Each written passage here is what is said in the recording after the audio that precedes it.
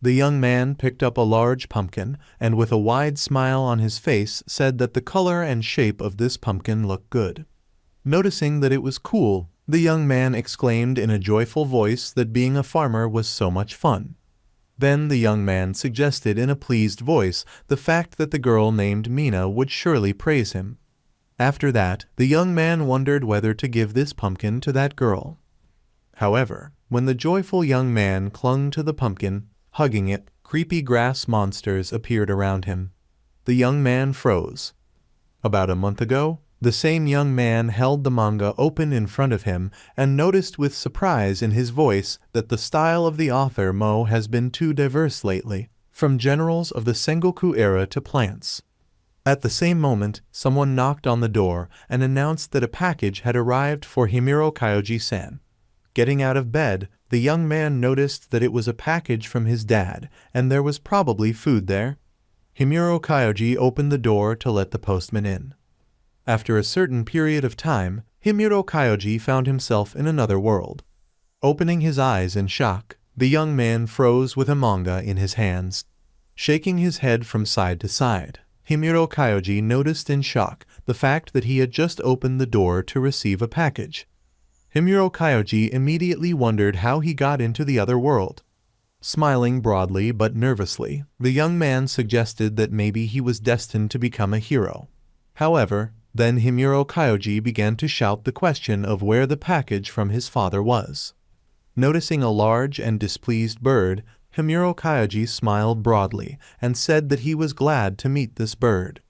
Then the young man informed that bird that his name was Himuro Kyoji.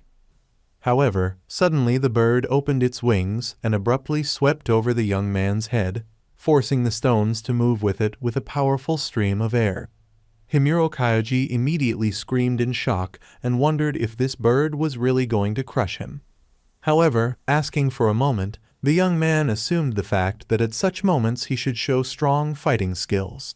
Having listed skills such as theft, great sage, predator, heretical magic, and analysis, Himuro Kyoji suggested that these skills should be automatically activated in battle. After that, Himuro Kyoji firmly decided that it was time to demonstrate his cunning abilities to this bird. At the same moment, a confident big bird began to attack Himuro Kyoji. The young man got into a fighting stance and began to try to use the skill. When the bird began to approach confidently, the young man tried to open at least a status window. However, the bird at the same second firmly and confidently attacked Himuro Kyoji, knocking him down. In conclusion, Himuro Kyoji concluded that he is as weak as ordinary people. Holding onto a stick from a tree, with tears in his eyes and bleeding red liquid from his wounds, Himuro Kyoji announced in a trembling voice that he thought he was going to die. After some time, Himuro Kyoji arrived in a city where there were a lot of people. Looking around, Himuro Kyoji began to think that maybe his stats would show up if he joined the guild. After some time, Himuro Kyoji came to the reception desk. The sweet girl smiled broadly and asked the young man that he wanted to join the guild. Then Himuro Kyoji started asking that girl to let him look at his stats. An employee of the guild took out a magic ball and reported that the viewing cost 1,000 gold coins. Upon hearing this, Himuro Kyoji froze and, scratching his head, concluded to himself that this was bad, since he did not have the money of this world. Out loud, Himuro Kyoji asked what if he didn't have any money. The guild worker smiled broadly and briefly informed that then it would not be possible to watch. Walking away from the reception desk, Himuro Kyoji looked at the long queue and sighed, noticing that he barely made it to the registration desk. After that, Himuro Kyoji began to wonder what to do, because he was hungry. However, at the same second, Himuro Kyoji came up with an idea. The young man decided to himself that he should go to a restaurant and talk. Approaching one of the restaurants, Himuro Kyoji suggested that maybe here for sure, when they see how pathetic this young man is, he will be able to eat for free. Himuro Kyoji also suggested that if he was lucky, he might even be able to get a job. With his hands on his hips, Himuro Kyoji smiled confidently and decided to himself that right now his story would begin for real. However, there was no special beginning. Himuro Kyoji was sitting on the ground and noticed to himself that he was thinking that something unusual would happen after entering the other world. Wondering why everything was so difficult, Himuro Kyoji tearfully announced that he was starving. Having noticed to himself that by status he is a weakling who does not have any skills, money, acquaintances, assistance, and a meeting with a beautiful girl, Himuro Kyoji loudly noticed through tears that he did not need such a flag. Suddenly, Himuro Kyoji noticed how an employee of that very restaurant came out with a basket of leftovers and threw them away. Himuro Kyoji pursed his lips and wondered in surprise if they were really getting rid of the leftovers and why they hadn't given them to the young man then. Approaching the very leftovers in the barrel, near which flies immediately began to fly, Himuro Kyoji sighed and concluded to himself that even in another world you still have to look for food among the piles of garbage. After stuffing a mouthful of those same leftovers, Himuro Kyoji began to talk about how delicious it was. Carefully chewing on the leftovers, Himuro Kyoji began to reflect that his pride should be thrown in the trash. Himuro Kyoji also wondered with displeasure that he would really have to collect food from garbage cans now in order to survive. Noticing that, after all, this is another world, Himuro Kyoji believed that it was unlikely that it would be worse here than in his other world. Suddenly, while chewing his food, Himuro Kyoji bit through something hard with his teeth. After taking this object out of his mouth, Himuro Kyoji looked closely and was surprised that he took out a large seed. Himuro Kyoji slightly furrowed his brows and immediately wondered which plant this seed belongs to. However, Himuro Kyoji then decided to just throw away this seed, as it was tasteless. Himuro Kyoji continued to look at that seed from the mountain of leftovers with interest. After a certain period of time, Himuro Kyoji concluded to himself that when there is no money for food, hunting monsters becomes the only source of income. Suggesting that he think more globally, Himuro Kyoji concluded that he just needed to create food for himself. Licking his lips, Himuro Kyoji made a satisfied expression on his face and said that this was a good idea, which was quite consistent with the lifestyle of a young man. Stopping in a clearing, Himuro Kyoji spread his arms to the sides and joyfully noticed that he had found a plain without monsters and an abandoned house far from the city. Pulling out a hole, Himuro Kyoji removed the seeds and at that moment concluded to himself that, after all, there is a little hope in this world. Himuro Kyoji smiled broadly and decided in his mind that he would take up farming in this world. Literally, after a short period of time, the seeds sprang up. And a few moments later, Himuro Kyoji himself came up to his newly made garden bed and was surprised to notice that his plants had already sprouted. After some time, Himuro Kyoji was collecting water in a bucket from the city fountain. People looked at the young man in shock, who said aloud in a pleased voice that plants in this world are simply incredible because they grow so fast. Himuro Kyoji immediately assumed that, in this scenario, he would be able to get back on his feet in a week. However, a city guard suddenly appeared, who immediately called out to the young man and in a stern voice ordered him not to draw water from the fountain. Himuro Kyoji immediately apologized and quickly ran away from the city. A few moments later, Himuro Kyoji watered his seedlings with water, simultaneously wishing them to grow healthy. The next day, the seedlings became even larger. Himuro Kyoji, blushing with joy, looked closely at his plants and wondered if this was all real. Himuro Kyoji couldn't stop being happy that these plants had already become so big after only 2 days. After that, Himuro Kyoji continued to steal water from the fountain and run away from the city guard, simultaneously asking for his forgiveness.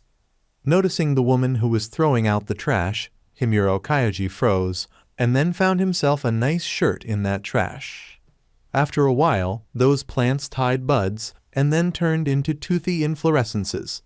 After getting enough sleep, Himuro Kyoji pulled gardening gloves on his hands and began to walk to his beds, simultaneously saying in a confident voice that yesterday those plants were already waist deep for the young man. Smiling broadly, Himuro Kyoji spoke with warmth in his voice about how he wanted to see them.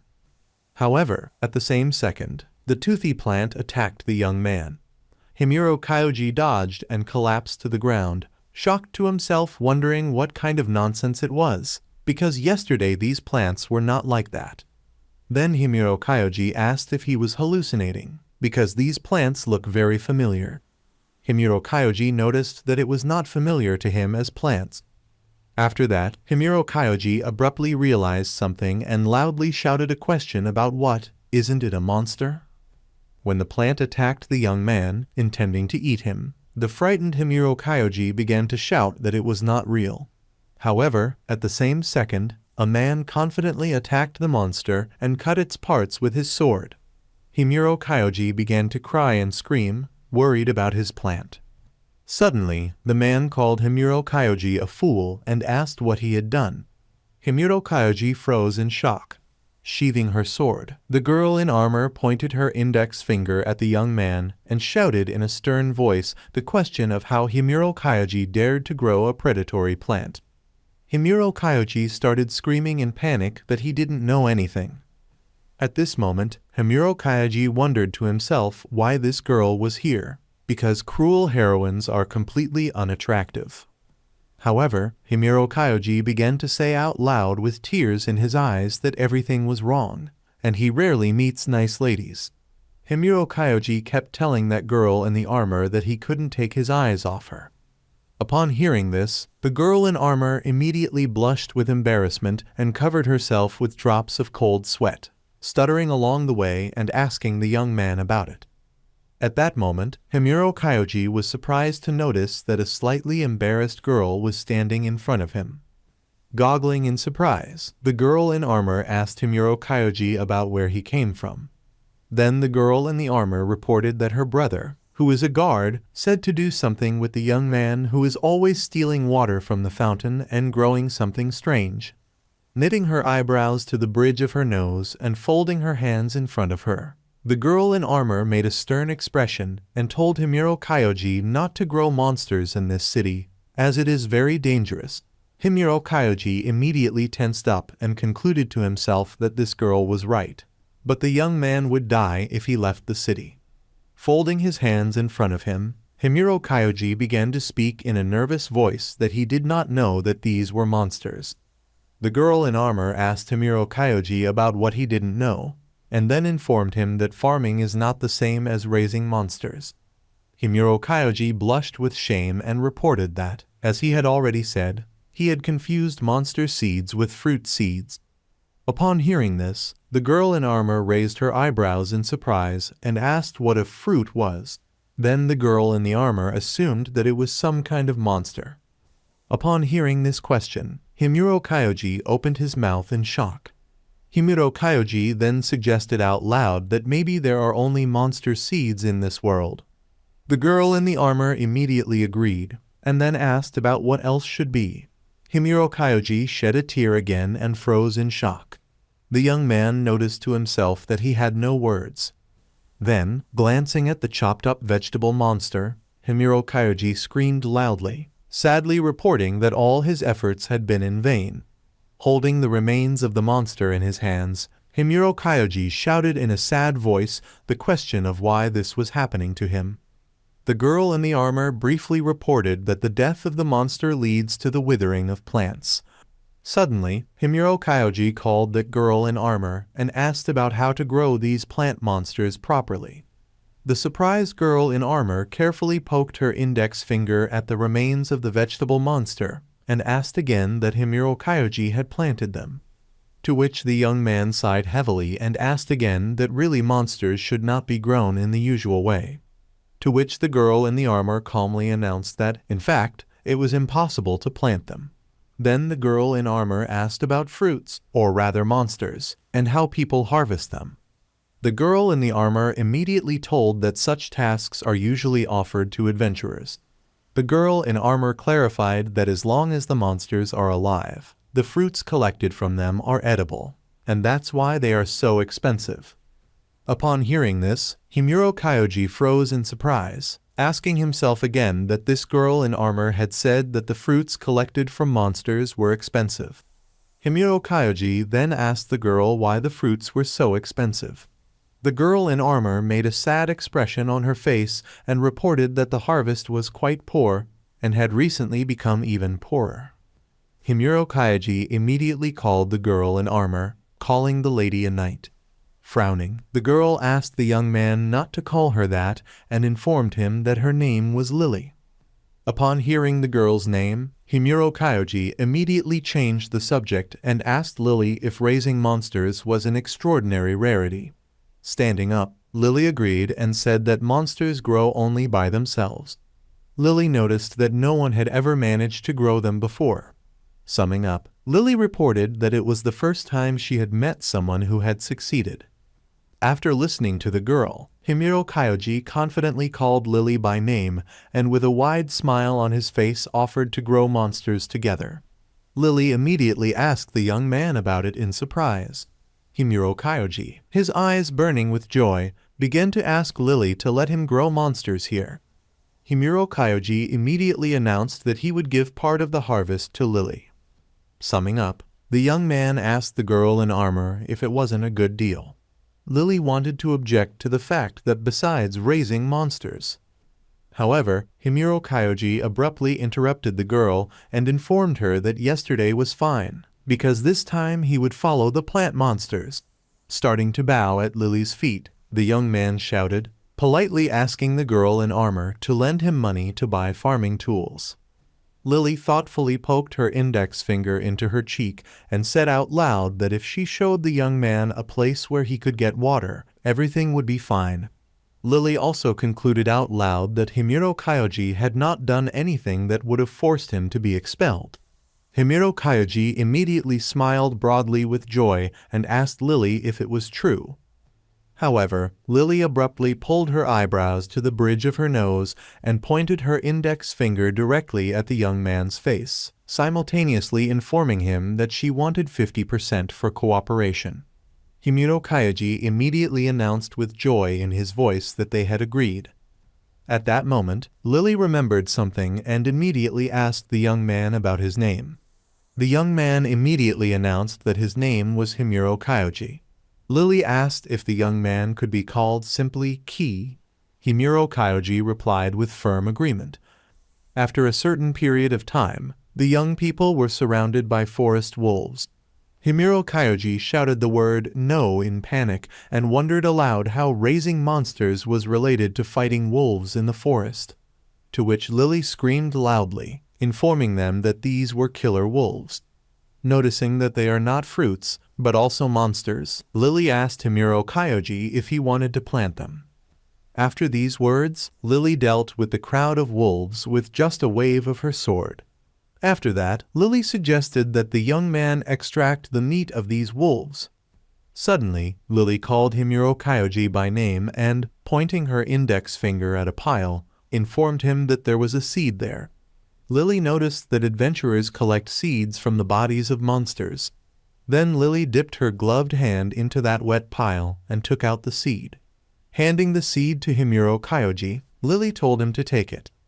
Himuro Kyoji screamed in horror at the question of why he needed this seed. To which Lily briefly replied that it was all because then the young man would plant these seeds. After a certain period of time, Lily and Himuro Kyoji collected some seeds and came to the field for planting. Himuro Kyoji immediately asked the girl in the armor about what kind of seeds they were. Lily reported that it was Jack's lamp. Lily then told Himuro Kyoji that what the young man had grown was a killer plant. Lily noticed that this plant is very ferocious, and it attacks people and so on. After descending to the ground, Lily informed that in the case of Jack's lamps, he would not attack if the young man did not do anything to him. When Lily finished sowing the seeds, she informed them that if they did everything right, then they just had to wait until they germinated and ripened. After a certain period of time, when the seeds sprang up, a shocked Lily aloud concluded that Himuro Kyoji could really grow monsters. Then Lily began to ask the young man what kind of magic he was using. to which Himuro Kyoji briefly informed that he simply buries them in the ground like ordinary seeds. After some more time, when the plants of Jack's lamp had already tied quite large fruits, Lily's eyes bulged in shock and froze. Himuro Kyoji was jumping for joy and shouting loudly that these seeds had sprouted. Dropping down to the pumpkins, Lily, with tears in her eyes, happily talked about what they had done. Himuro Kyoji smiled and concluded to himself that the farming standards of this other world were so low. At the same time, Lily smiled and, addressing Himuro Kyoji by name, told him to take the fruits and follow her. Moments later, Lily brought Himuro Kyoji into the city. When Himuro Kyoji called Lily by name in surprise, the girl in armor waved to another girl and, with a smile on her face, called that girl named Mina, informed that they had not seen each other for a long time. Mina greeted Lily and Himuro Kyoji in surprise. Entering the restaurant, Lily introduced Himuro Kyoji to Mina in a confident voice and informed her that this young man could grow monsters. Mina blushed in surprise and even covered her mouth with her hand, simultaneously asking if it was true. Himuro Kyoji smiled shyly and agreed. Upon hearing this, Mina asked with delight in her voice that monsters can really be grown from seeds. Himuro Kyoji agreed and with a smile on his face announced that he had brought them with him. Looking at Jack's lamp pumpkins, Mina screamed that it was amazing, because they couldn't grow monsters from seeds in any way. While Mina was engrossed in Jack's pumpkin lamp, Himuro Kyoji listened attentively to Lily's whisper, who at that moment explained to the young man that things have not been going well for Mina lately. Since the higher the price for the fruits of monsters, the fewer opportunities Mina has. After that, Lily began to ask the young man to help her. Having agreed, Kyoji and Lily, who were trembling violently due to excitement, reported that they would sell the harvested fruits at the price of a mine. But about the price. Gathering their thoughts, Lily and Himuro Kyoji squeezed their eyes shut with excitement and shouted that it was not important, since it was much more important that Mina could cook something from the fruits of monsters.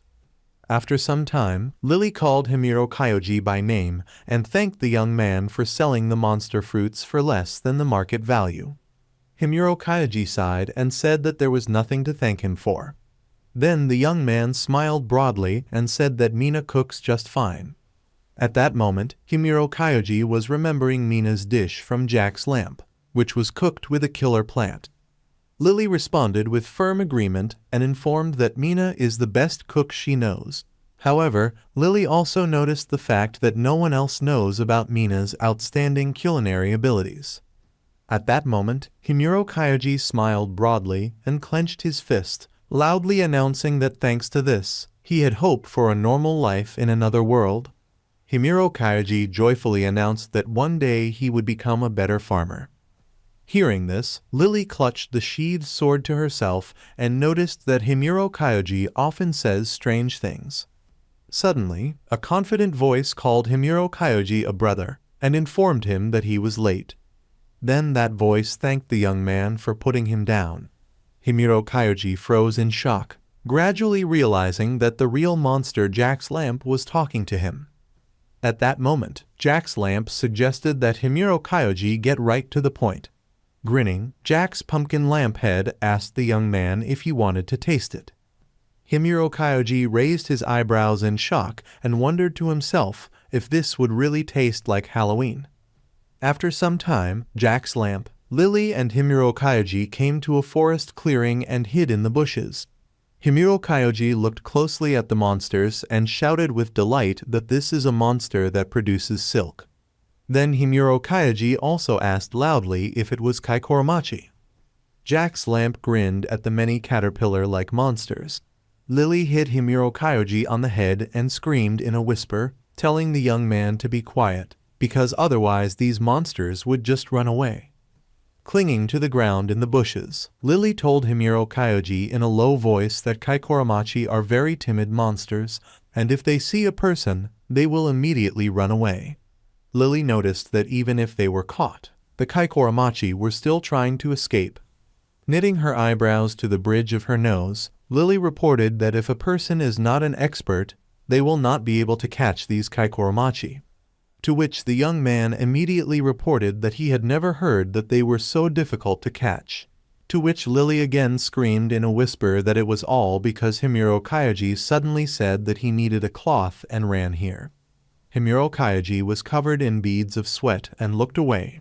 Pouting, Himuro Kyoji reported that clothes are very expensive, to which Lily objected, saying that catching monsters to create clothes also takes a lot of time. Not knowing what to say, Himuro Kyoji once again looked away shamefacedly. However, Himuro Kyoji then changed the subject and asked Lamp Jack about why he went with them. To which Lamp Jack broke into a grin and said that it was all because Lily and Himuro Kyoji were his parents, and that was why Lamp Jack had to follow them and protect his parents. Noticing the monster in the shell and unable to stand it, Himuro Kyoji called Lily by name and asked if it was possible now. To which Lily, in a firm and stern voice, told the young man to close his mouth because the monster was about to hatch out of its shell. Himuro Kyoji abruptly began to yell, and Lily also abruptly covered the young man's mouth with her hands. Himuro Kyoji began to justify himself and call Lily by name. However, at that moment, the Lamp Jack squinted, and after that he screamed loudly, calling Himuro's brother Kyoji and Lily and simultaneously informing them that something was coming. At the same moment, a huge eagle appeared, which began to attack the crowd of Kaikoromachi. Lamp Jack immediately shouted that it was an eagle from hell, or rather, an infernal eagle. Himuro Kyoji and Lily froze. The latter opened her mouth in shock and became nervous. Then Lily screamed loudly that it was bad, since the hell eagle feeds on Kaikoromachi. Himuro Kyoji also shouted out loud the question of how these Kaikoromachi can move so fast if they don't even have legs. Noticing how the hell eagle was about to attack the newly hatched baby Kaikoromachi, Himuro Kyoji screamed. When the hell eagle opened its huge beak to eat baby Kaikoromachi, Lily screamed, calling Himuro Kyoji by name. However, when the hell eagle closed its beak, it felt only air in its mouth. At that moment, a tense Himuro Kyoji was lying nearby in an embrace with baby Kaikoromachi. Lily and Jack the Lamp froze in shock, and the latter even opened his mouth in surprise. Then Lily and Lamp Jack rushed to the attack, simultaneously telling Himuro Kyoji to run in an embrace with the Kaikoromachi cub. Himuro Kyoji, covered with drops of sweat, took a little Kaikoromachi tighter and ran quickly, fleeing from death because of the beak of the infernal eagle. However, suddenly the hell eagle got hit on the head by a large boulder and froze. Lily immediately attacked the hell eagle with her sword, and it screamed in pain. The hell eagle then fell to the ground, dripping red liquid from the wounds on the back of its head. Himuro Kyoji and baby Kaikoromachi stopped, catching their breath. As soon as everything settled down, Lily pulled her eyebrows to the bridge of her nose and noticed with displeasure in her voice that Himuro Kyoji and baby Kaikoromachi should at least wait for Lily herself to go first. Lily then asked Himuro Kyoji how baby Kaikoromachi was feeling. At the same moment, Kaikoromachi made a cute sound and began to cover Himuro Kyoji with silk for joy. Lily blushed slightly and asked with a smile on her face what they had here. After calling Kaikoromachi, Lily informed Himuro Kyoji that if Kaikoromachi's baby was uncomfortable, he would not produce silk. When Himuro Kyoji's head was practically a cavity in a dense layer of silk, Lamp Jack grinned and suggested that, apparently, baby Kaikoromachi wanted to thank Himuro Kyoji for saving him. Calling Jack the Lamp by name, Lily and Himuro Kyoji also asked him if he was okay, because Jack the Lamp helped them a lot. Lamp Jack smiled sweetly and informed Himuro Kyoji that the fact that baby Kaikoromachi produces silk means that he really likes Himuro Kyoji. Himuro Kyoji hesitantly agreed, noting that it looked like that. To which Lily, with a confident smile on her face, said that if Jack said so, it means that it is so. Himuro Kyoji smiled and informed Kid Kaikoromachi that from now on he would be called Machai. Stroking baby Machai on the head, Himuro Kyoji informed him that in order to thank him, baby Machai needs to produce as much silk as he can. Hearing this, Lily made a creepy expression on her face and noticed to herself that it was all for the clothes. Sighing, Lily said out loud to Himuro Kyoji that he was so difficult to understand. Lily went on to say that Himuro Kyoji not only grows monsters, but also wins their hearts. Lily immediately asked Himuro Kyoji if the young man really had the talent to win the hearts of monsters. Himuro Kyoji replied in an uncertain voice that it looked like that. However, Himuro Kyoji then focused on what was more important. Raising his head up, Himuro Kyoji asked Lily and Jack's lamp about what he thought or the egg fell from the tree. To which Lily briefly replied that it was all because it grew on this tree.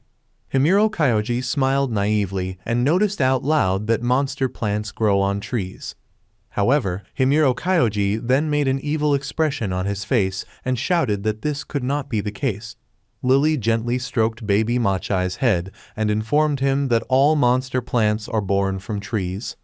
Himuro Kyoji bulged his eyes in surprise and asked again if this was really serious. To which Lily immediately informed that Jack the Lamp and the killer wolves are monsters from flora. Lily noticed that fruits also turn into monster plants. However, Lily also revealed that there are other monsters born from the fauna. After that, Lily decided to tell in more detail about the animals, which are monsters and plants not from the flora.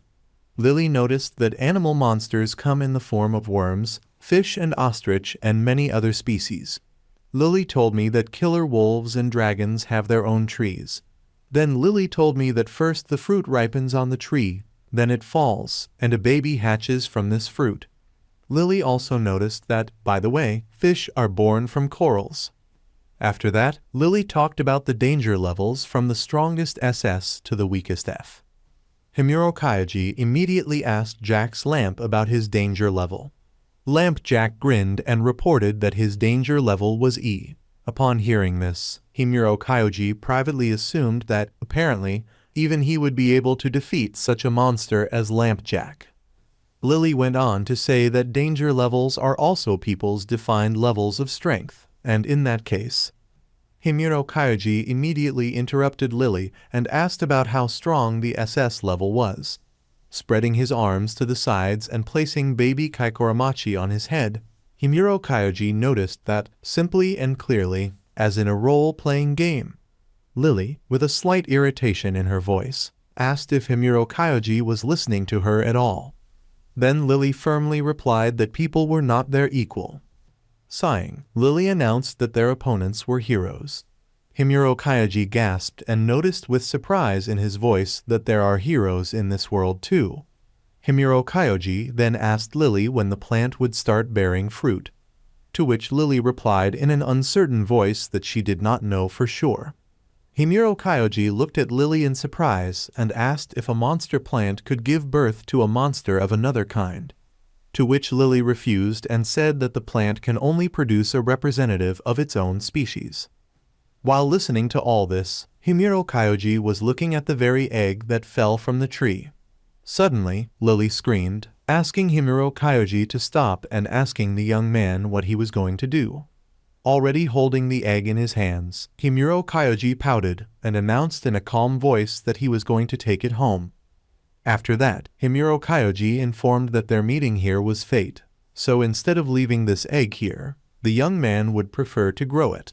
Lily got angry and started shouting that they didn't even know what kind of view it was. Himuro Kyoji began to accelerate and, with a smile on his face, reported that he was sure that it was Kaikoramachi. Lamp Jack, with a satisfied smile on his face, called Himuro Kyoji's brother and asked him to wait for him. Lily screamed that if it was some kind of dangerous kind of monster, then they could die. At that moment, Himuro Kyoji froze and looked at Lily pleadingly, like a kitten. The girl in the armor sighed and told the young man to do what he wanted. However, then Lily firmly noticed that only Himuro Kyoji would also be responsible for all the consequences. The young man agreed. After some time, the Kaikoramachi kid wove a large silk pillow. Himuro Kyoji joyfully called baby Machai by name and called him a good boy. Baby Machai immediately made a satisfied sound. When Himuro Kyoji happily plopped down on a silk pillow, Lily announced with a smile on her face that beds can be made from Kaikoromachi silk. Himuro Kyoji smiled and asked that Kaikoromachi silk could also be used to make clothes. Himuro Kyoji then asked why they shouldn't sell Kaikoromachi silk. Clinging to a piece of Kaikoromachi silk, Lily asked Himuro Kyoji in a satisfied voice if it was possible to sell urine silk in order to earn money and then buy clothes and other things. To which Himuro Kyoji said that, if so, he really wants to buy mandrake seed. Himuro Kyoji noticed that he wants to grow a mandrake. Lily briefly replied that she did not advise doing this. Himuro Kyoji was covered in drops of cold sweat and asked about why. Knitting his eyebrows to the bridge of his nose, Himuro Kyoji clarified with Lily that it was really because the mandrake could kill everyone around with its scream when it was taken out of the ground. Stretching the Kaikoromachi silk in her hands, Lily replied in an unperturbed voice that this was due to the fact that mandrake seeds were hundreds of times cheaper than Jack's lamp or a light. Upon hearing this, Lamp Jack and Himuro Kyoji bulged their eyes in shock and opened their mouths. Lily went on to say that the young man will still be able to earn money with urine. After that, Lily told Himuro Kyoji to renovate this house first. Himuro Kyoji immediately shouted that he wanted to do more of this. After this conversation, Himuro Kyoji was actively engaged in farming and took care of new crops of monster plants. When the bud bloomed and the confused monster appeared, Himuro Kyoji pulled it out of the ground and put it in his palm. The embarrassed monster began to cry and beg Himuro Kyoji to spare him, simultaneously promising that she would do everything. Himuro Kyoji looked at the little monster and wondered in shock how she could look so much like a human. Himuro Kyoji also wondered who turned such a cute elf into something so disgusting. Lily walked up to Himuro Kyoji and sighed. Then Lily smiled and reported that these monsters are harmless. However, Lily also noticed that many adventurers kill these monsters as soon as they are removed from the ground, so these little monsters are very afraid of people. Listening to all this, Himuro Kyoji sadly looked at the little trembling monster in his hands. Then Himuro Kyoji called Lily and asked that if you don't kill these monsters, you won't be able to cook them. Lily agreed. Then Lily reported that in general these little monsters are delicious, but their heads are tasteless, so they are usually chopped off and only then cooked. Summing up, Lily said that instead of cooking raw, this method is much more cruel. After listening to Lily, Himuro Kyoji was covered in drops of cold sweat and pursed his lips, looking at the little monster in his hands. Himuro Kyoji then turned to that little elf and told her not to worry, as the young man would not kill her. The little monster immediately clarified in a trembling, frightened voice that Himuro Kyoji was really not going to raise her and then eat her. Lily and Lamp Jack looked at each other, smiling broadly. Himuro Kyoji honestly replied to the little monster that he was thinking about it, but when he saw the little elf.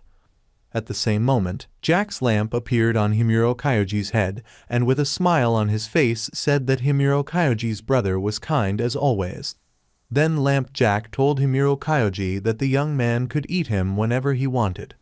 Smiling slyly, Lamp Jack asked Himuro Kyoji if he wanted to eat. Lamp Jack also noticed that the pumpkin sacrifices itself. Interrupting Jack's lamp, the little monster tearfully asked about herself. To which Himuro Kyoji replied that the little monster can do what he wants. Himuro Kyoji noticed that if the little monster wants to stay here, then she can stay. Hearing this, Lily slightly stretched her lips into a smile.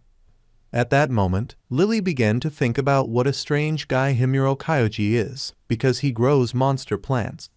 Lily reflected to herself that monster plants are nothing more than ingredients and a part of everyday life. These monster plants, according to Lily, grow only in the wild. The girl in the armor noticed to herself that even the merchants selling mandrakes do not believe that a mandrake can be grown in this way. Lily knew that mandrakes were only used for collecting seeds. The girl in the armor suddenly remembered that, among other things, many people hunt monster plants, but lately hunting has become too widespread. Lily noticed to herself that the 5 heroes were overindulging in rare species of monster plants. Looking at Jack's pumpkin lamp, Lily noticed to herself that the bottom line was that if the 5 heroes found out about Himuro Kyoji, a man who grows monster plants. However, Lily immediately noticed to herself that Himuro Kyoji was determined to grow a mandrake. While walking around the city, Lily suddenly heard that one person was asking if it was true. Another young man reported that a young man lives on the outskirts of the city who successfully grows monster plants. That man was smiling and telling people that it was true, because he had seen a young man growing mandrakes. Lily hid behind the wall and heard how another person gave the payment to the first person, simultaneously telling them to go there and bring everything of value that he would find. At the same time, the baby, who turned out to be a mandrake, asked if her name was really Dora. Himuro Kyoji smiled and said that it suits her very well. Dora gasped and asked if it was true that Himuro Kyoji wasn't going to kill her. Himuro Kyoji smiled and confirmed the words that he did not intend to do this. Pressing her small hands to her face, Dora panicked and asked Himuro Kyoji what if the young man was going to raise her and eat her. Dora was worried about what if Himuro Kyoji pretended not to eat her and then betrayed her. Himuro Kyoji gasped and noticed to himself that this little Dora was so cute. Himuro Kyoji was aware that he could not believe at all that Dora was of the same origin as the killer wolves. Suddenly, Himuro Kyoji felt a movement behind his back. Turning around, Himuro Kyoji wondered if the egg had just moved. Smiling, Himuro Kyoji suggested that, apparently, even being an egg, it still understands that it is being taken care of. Addressing Dora by name, Himuro Kyoji asked her if she wanted to eat. Dora immediately informed that in order to live, she needed only light and water. Suddenly, Lamp Jack pulled his eyebrows to the bridge of his nose and, calling Himuro's brother Kyoji, shouted that someone was approaching. At the same moment, some people broke into the young man's house. Himuro Kyoji, Lamp Jack, and Dora screamed in shock. One of those young men pointed his index finger at Himuro Kyoji and asked if it was rumored about him that the young man was growing monster plants. Himuro Kyoji did not pay attention to those people and screamed loudly, suffering because his door had fallen off. Suddenly, one of those young men called his brother and, pointing his finger at Dora, informed him that there was a mandrake there. Scratching his head, the young man smiled nastily and said that it was amazing. The color and smoothness of this monster corresponded to the highest quality. His friend immediately stretched his lips into a smile and said that if they sold the mandrake, they would become rich. Then those people turned to Himuro Kyoji, behind whom a frightened and trembling mandrake Dora was hiding, and told him to give her to them, and then they would not touch the young man. Also, those young people reported that they would pay for the door. However, Himuro Kyoji armed himself with a stick and, sticking out his tongue, told those people to shut up and informed them that he would not give them Dora. The leader of those young men immediately smiled eerily and shouted loudly that it looked like they would have to take her away. Upon hearing this, Lamp Jack, Himuro Kyoji, and Baby Machai prepared to attack. Those uninvited guests also armed themselves with their weapons and rushed to attack. However, Himuro Kyoji and his friends, who were the monster plants, quickly dealt with those bad people, hitting one guy from that company. At that moment, Lily herself appeared, who immediately called Himuro Kyoji a good boy and reported that, fortunately, she arrived on time. Himuro Kyoji joyfully called her name. At the same moment, that young man's friend was about to attack Lily again, loudly shouting a question about how this girl in armor dared to hit his brother. Lily leveled up and prepared to attack. Then Lily deftly began to dodge every attack from those people. After that, Lily began to attack every young man from that company in response, until they all finally ran out of strength and were defeated. After finishing dealing with those guys, Lily asked Himuro Kyoji if everything was okay, to which the young man replied to Lily with words of gratitude. The girl in the armor immediately announced that she would take them to the headquarters and hand them over to her older brother so that this would not happen again in the future. After that, Lily got ready to leave. However, with a sly smile, Lily turned around and reported that she liked what Himuro Kyoji said, and now the girl has a different opinion about the young man. After that, Lily said goodbye to Himuro Kyoji before the next meeting. Upon hearing this, Himuro Kyoji made a surprised expression and froze. Remembering his words that he would not give Dora to those people, the young man understood everything. Himuro Kyoji reflected to himself that he had known Dora back when she was just a seed.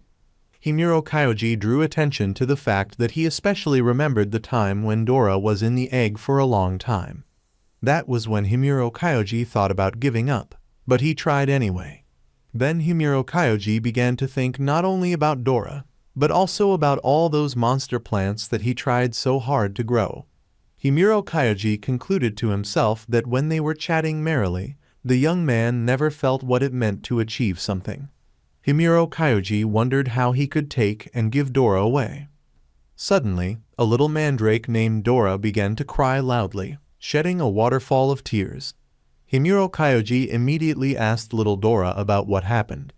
With tears in her eyes, Dora began to speak in a trembling voice that she thought Himuro Kyoji would give her to those bad people. But the young man bravely stood up for her. When Machai, Lamp Jack, and a blushing Himuro Kyoji himself looked at baby Dora with a smile on their face, she blushed slightly and clenched her small fists.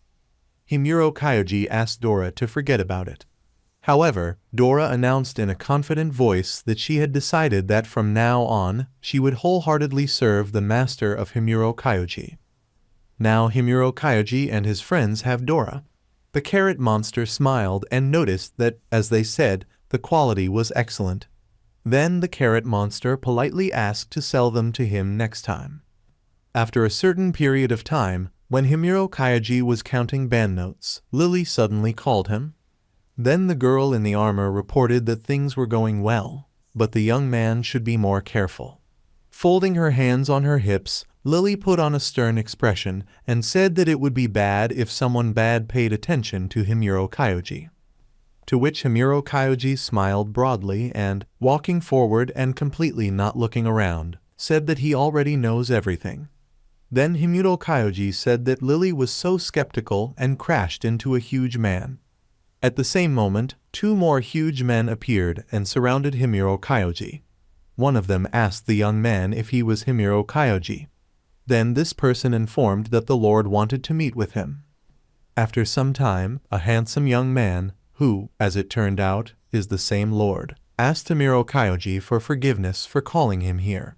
Scratching his chin, the Lord smiled slightly and asked Himuro Kyoji if he was the one who grew monster plants. The tense Himuro Kyoji was covered with drops of cold sweat and began to think to himself that this was bad, and he would be kicked out. Himuro Kyoji was worried that even after he finally found the right path, he would be expelled. The Lord, with a smile on his face, continued to say that there was a lot of talk about Himuro Kyoji, and there are those who want to expel a man with such dangerous abilities.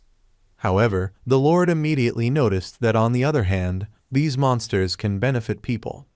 Noticing that, since the damage was minimal, the Lord promised Himuro Kyoji that he would not expel the young man. The Lord also drew attention to the fact that, on top of everything else, Himuro Kyoji has many supporters. Summing up his words, the Lord folded his hands in front of him and said that this was why he had a request. Trembling with fear and tension, Himuro Kyoji immediately asked what the Lord wanted. To which the young man immediately asked Himuro Kyoji if he could raise a basilisk and make it lay eggs. Himuro Kyoji looked at the Lord in surprise and asked about the basilisk. The Lord immediately told them that the basilisk they had caught refused to eat, so they had some difficulties. The Lord also said that he hopes that a person who successfully grows monster plants will be able to understand why this is happening. The Lord then pointed out that the number of basilisks was decreasing, but if they forced them to lay eggs, it would greatly help the city. Summing up, the Lord said that, of course, they would pay Himuro Kyoji if successful. After listening to the Lord, Himuro Kyoji grinned and asked what would happen if he refused. The Lord sighed and smiled silently.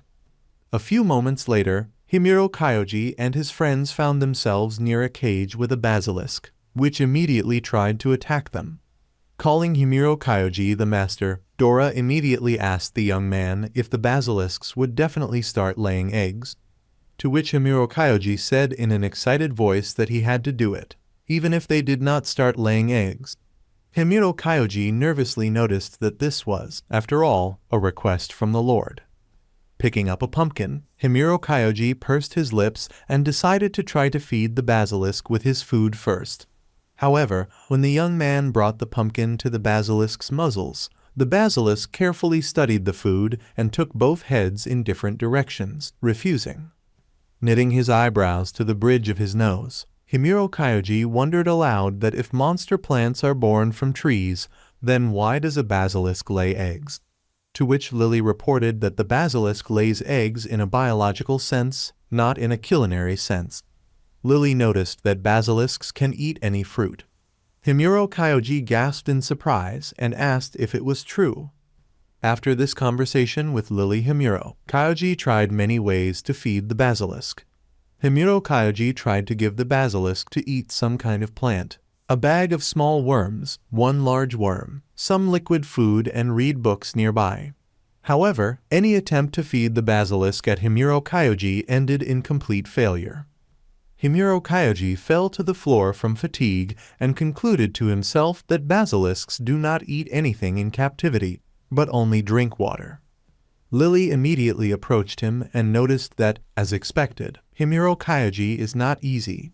Slightly furrowing her brows, Lily also noticed the fact that the basilisk, being caught by humans, chooses to die with honor.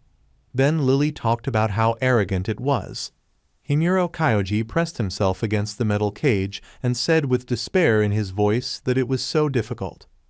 Clearing her throat, Lily suggested in a low voice the fact that maybe the Lord had deceived Himuro Kyoji.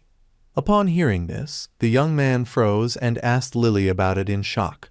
Lily immediately reported that it was the Lord who agreed that Himuro Kyoji should be expelled.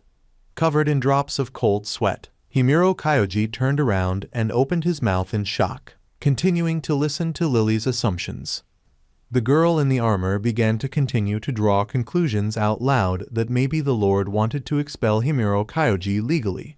However, since the young man did not cause any damage, Lily assumed that if this Lord banished Himuro Kyoji now, then a group of people, including Mina, might start protests.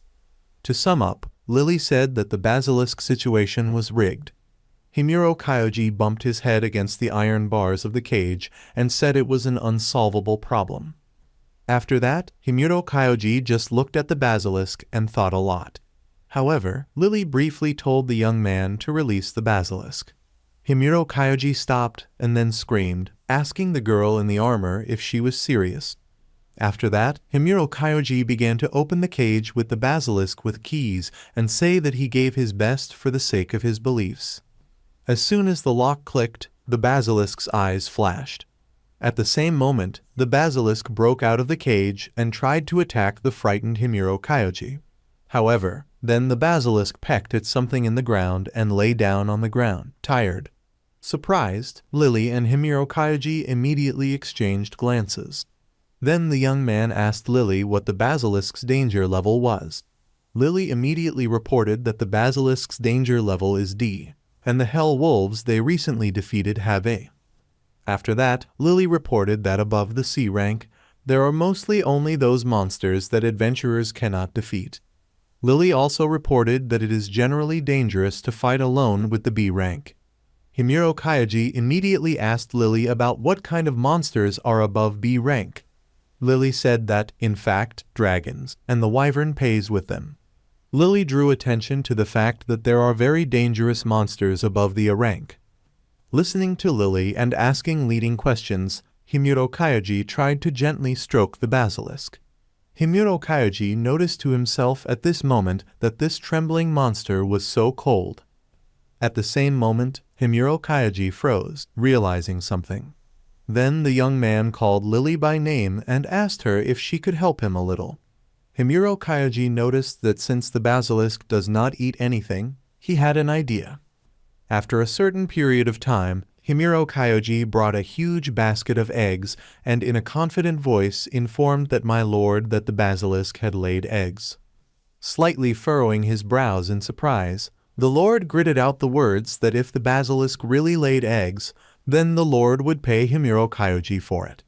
The lord then asked the young man about how he did it, to which Himuro Kyoji immediately informed that the basilisk is not a bird, and their real body is a snake's head, not a chicken's. Himuro Kyoji noticed the fact that it was the basilisk's snake head that was suffering. Taking the basilisk egg in his hands, the lord smiled slightly and focused on Himuro Kyoji's ability to study and grow monsters. The lord also noticed that, anyway, Himuro Kyoji is allowed to stay in this city. After that, the lord announced that Himuro Kyoji could continue to take care of the basilisk, and the lord would constantly buy its eggs. Himuro Kyoji looked at the lord wearily. Politely addressing Himuro Kyoji by name, the lord informed that the residents of this city and the guild disagree about the talent of the young man. The lord clarified that he was referring to the opinion of the residents and the guild about whether the ability to grow monster plants is dangerous or not. Summing up, the lord said that if Himuro Kyoji continues to cooperate in the same spirit, then no one else will mind. Himuro Kyoji looked at the lord in surprise and asked about all this. Looking at the smiling lord, Himuro Kyoji wondered if this young man was really giving him a chance. Himuro Kyoji was aware that he did not understand at all what this lord was thinking. But if the young man could continue to grow monster plants, then that was great. Himuro Kyoji also confidently decided for himself that he should grow something even more special for the next time. After a certain period of time, baby Dora looked attentively at a large gemstone. Noticing this sparkling stone, Lamp Jack's eyes sparkled with joy. Himuro Kyoji blushed slightly and announced that this gemstone was a reward. After that, Himuro Kyoji happily shouted the words that getting this gem for growing monster plants was just great. Himuro Kyoji believed that if he sold this precious stone, he would definitely get rich. At that moment, Lily came into the room, who cautiously called Himuro Kyoji by name. At that moment, Himuro Kyoji, Dora, Machai, and Lamp Jack, who were so excited about the gemstone, froze and looked at Lily in surprise. Just a few moments later, Lily was happily examining the gem and talking about how wonderful it was. Himuro Kyoji put on a proud expression and announced that this was a reward for the basilisk. Himuro Kyoji then extended his hand to Lily and asked her to give him the stone, as he was going to sell it. Upon hearing this, Lily immediately screamed in shock, asking Himuro Kyoji again that he was going to sell this stone. Then Lily screamed very loudly the question of who in their right mind would sell a gemstone. Lily immediately suggested that Himuro Kyoji use this stone, for example, as an ornament. The young man shouted in response that the jewelry would not earn him a penny. Lily, in response, asked Himuro Kyoji if this gemstone was not a rare shape. Himuro Kyoji summed it up by shouting that he values it very much, and therefore he will sell the gemstone. After a verbal quarrel that led to nothing, Himuro Kyoji and Lily began to fight, trying to intercept that gem. Already very annoyed, Himuro Kyoji screamed, informing Lily that it was useless to stop him, so she had to give that gem. Lily screamed back that she couldn't do it, because there had to be another way out.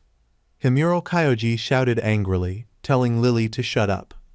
At the same moment, the jewel slipped out of Himuro Kyoji and Lily's hands. Everyone in the room froze. There was a crash. After a few moments, Lily shyly looked at the young man and asked for forgiveness.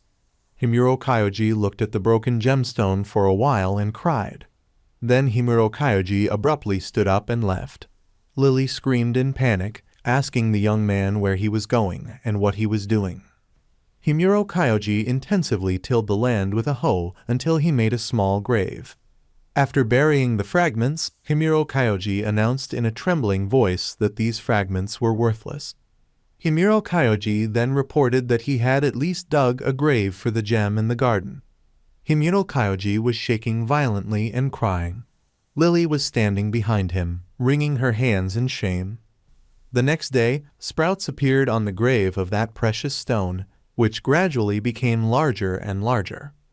Himuro Kyoji and Lily were working in the garden again. Noticing the egg, Himuro Kyoji wondered if he thought about it, when it would hatch. Addressing the egg, Himuro Kyoji asked him if this egg would remain an egg forever. At the same moment, Himuro Kyoji and Lily noticed the huge tree that gem had turned into. Lily immediately asked about when the young man had grown the tree, to which Himuro Kyoji briefly replied that this tree grew on the grave. After looking closely, Himuro Kyoji said that it was a basilisk tree. Suddenly realizing something, the young man asked Lily to come to a place for a minute. Lily immediately asked about what happened now. Himuro Kyoji said that he wanted to clarify something about this stone in the monster's body. After a certain period of time, Lily and Himuro Kyoji climbed a slope with difficulty. Lily helped Himuro Kyoji to finally go upstairs, and he thanked her. What Lily said was that they were just partners. Himuro Kyoji agreed. Then Lily changed the subject and asked Himuro Kyoji if he really wanted to find a monster with an animal appearance in order to get a gemstone. Himuro Kyoji agreed and asked Lily where to find such a monster. Lily put on a thoughtful expression and asked to be allowed to think. At the same moment, a huge monster appeared on a nearby mountain. Scared and covered in drops of cold sweat, Himuro Kyoji immediately screamed, simultaneously asking Lily what it was. The girl in armor armed herself with her sword and announced that this was the king of the brown bears. Then Lily wondered aloud if this king of brown bears was the ruler of this region. After that, Lily reported that when brown bears evolve, they become monsters of rank B. Himuro Kyoji listened to Lily and offered to run away. However, Lily confidently ran up and began to shout the question of whether Himuro Kyoji did not want to extract a stone from the monster. Himuro Kyoji started shouting back, asking for Lily in return. However, Lily confidently went on the attack with the king of the brown bears. The Lord of the Brown Bears attacked Lily in response, and a few moments later, Lily fell from one of the powerful blows of the King of the Brown Bears. Himuro Kyoji screamed, calling Lily's name. At the same moment, the King of the Brown Bears became even more furious and began to attack the young man. When the powerful jaws of that monster almost bit through Himuro Kyoji, Lily appeared and dealt a critical blow to the King of the Brown Bears. Lily cut off the monster's head with a scream. After dealing with the bear, Lily ran up to Himuro Kyoji and, calling his name, asked if he was okay. Himuro Kyoji agreed and asked if Lily was okay. Making a sad expression on her face, Lily asked the young man for forgiveness, because it happened because she was careless. Himuro Kyoji waved off and said that it was his fault that he forced Lily to go into the forest. As soon as the egg hit Himuro Kyoji on the head, the young man gasped and thanked the egg for following him. Smiling, Himuro Kyoji called Lily his savior. After that, the girl in the armor asked Himuro Kyoji if he was giving the go-ahead. After some time, Himuro Kyoji pointed his hand towards a huge tree and with confidence in his voice announced that this tree had grown out of the stone of the King of Brown Bears. Himuro Kyoji then concluded out loud that the stones inside the monsters were actually the seed of monsters. Himuro Kyoji also clarified that monster plants have them in the form of grains, and monster animals have them in the form of stones. After listening to Himuro Kyoji, Lily put on a thoughtful expression and said in a strained voice that this should be kept a secret. Lily noticed the fact that the truth would shake the world because no one can grow monsters of plants. Lily thought it would throw the world into chaos, not to mention if the 6 heroes found out about it. Himuro Kyoji looked at Lily in surprise and asked about the 6 heroes. Lily got nervous and told Himuro Kyoji that he shouldn't be interested in this. Lily then told Himuro Kyoji to focus on taking care of the wyvern tree. At the same time, some people, apparently 6 heroes, were sitting at a round table and discussing pressing issues. One of them drew attention to the existence of a young man on the continent of Quadid. Another person reported that, judging by the information from the Lord, this young man, referring to Himuro Kyoji, not only can grow monster plants, but also tame them. Upon hearing this, one of these people smiled broadly and said that it was wonderful, and now he really likes Himuro Kyoji. Then the man offered to bring Himuro Kyoji here right away, to which another person said that the first young man named Kei constantly underestimates dangerous situations. Then the man said that this meeting would decide the fate of the world. The third person suggested that maybe the Lord was still hiding something from them. Then this person reported that it was better to find out everything secretly. Some girl crossed her legs and said that, if so, then let the hero of philosophy do it. Thanking those three people, the girl said that she was now very interested in him. Summing up, that girl confidently announced that she would meet with him personally. When that girl left, one of those people reported that the 6 heroes had to act personally, and this girl lacked self-knowledge. The other guy said that this girl does not have strength, but she is still on the same rank with these people. That young man thought it was strange. To which Kei grinned and said that having the power alone is not enough to become a hero. Suddenly, that girl turned around and reported that the world was changing, and now the main thing was not force at all.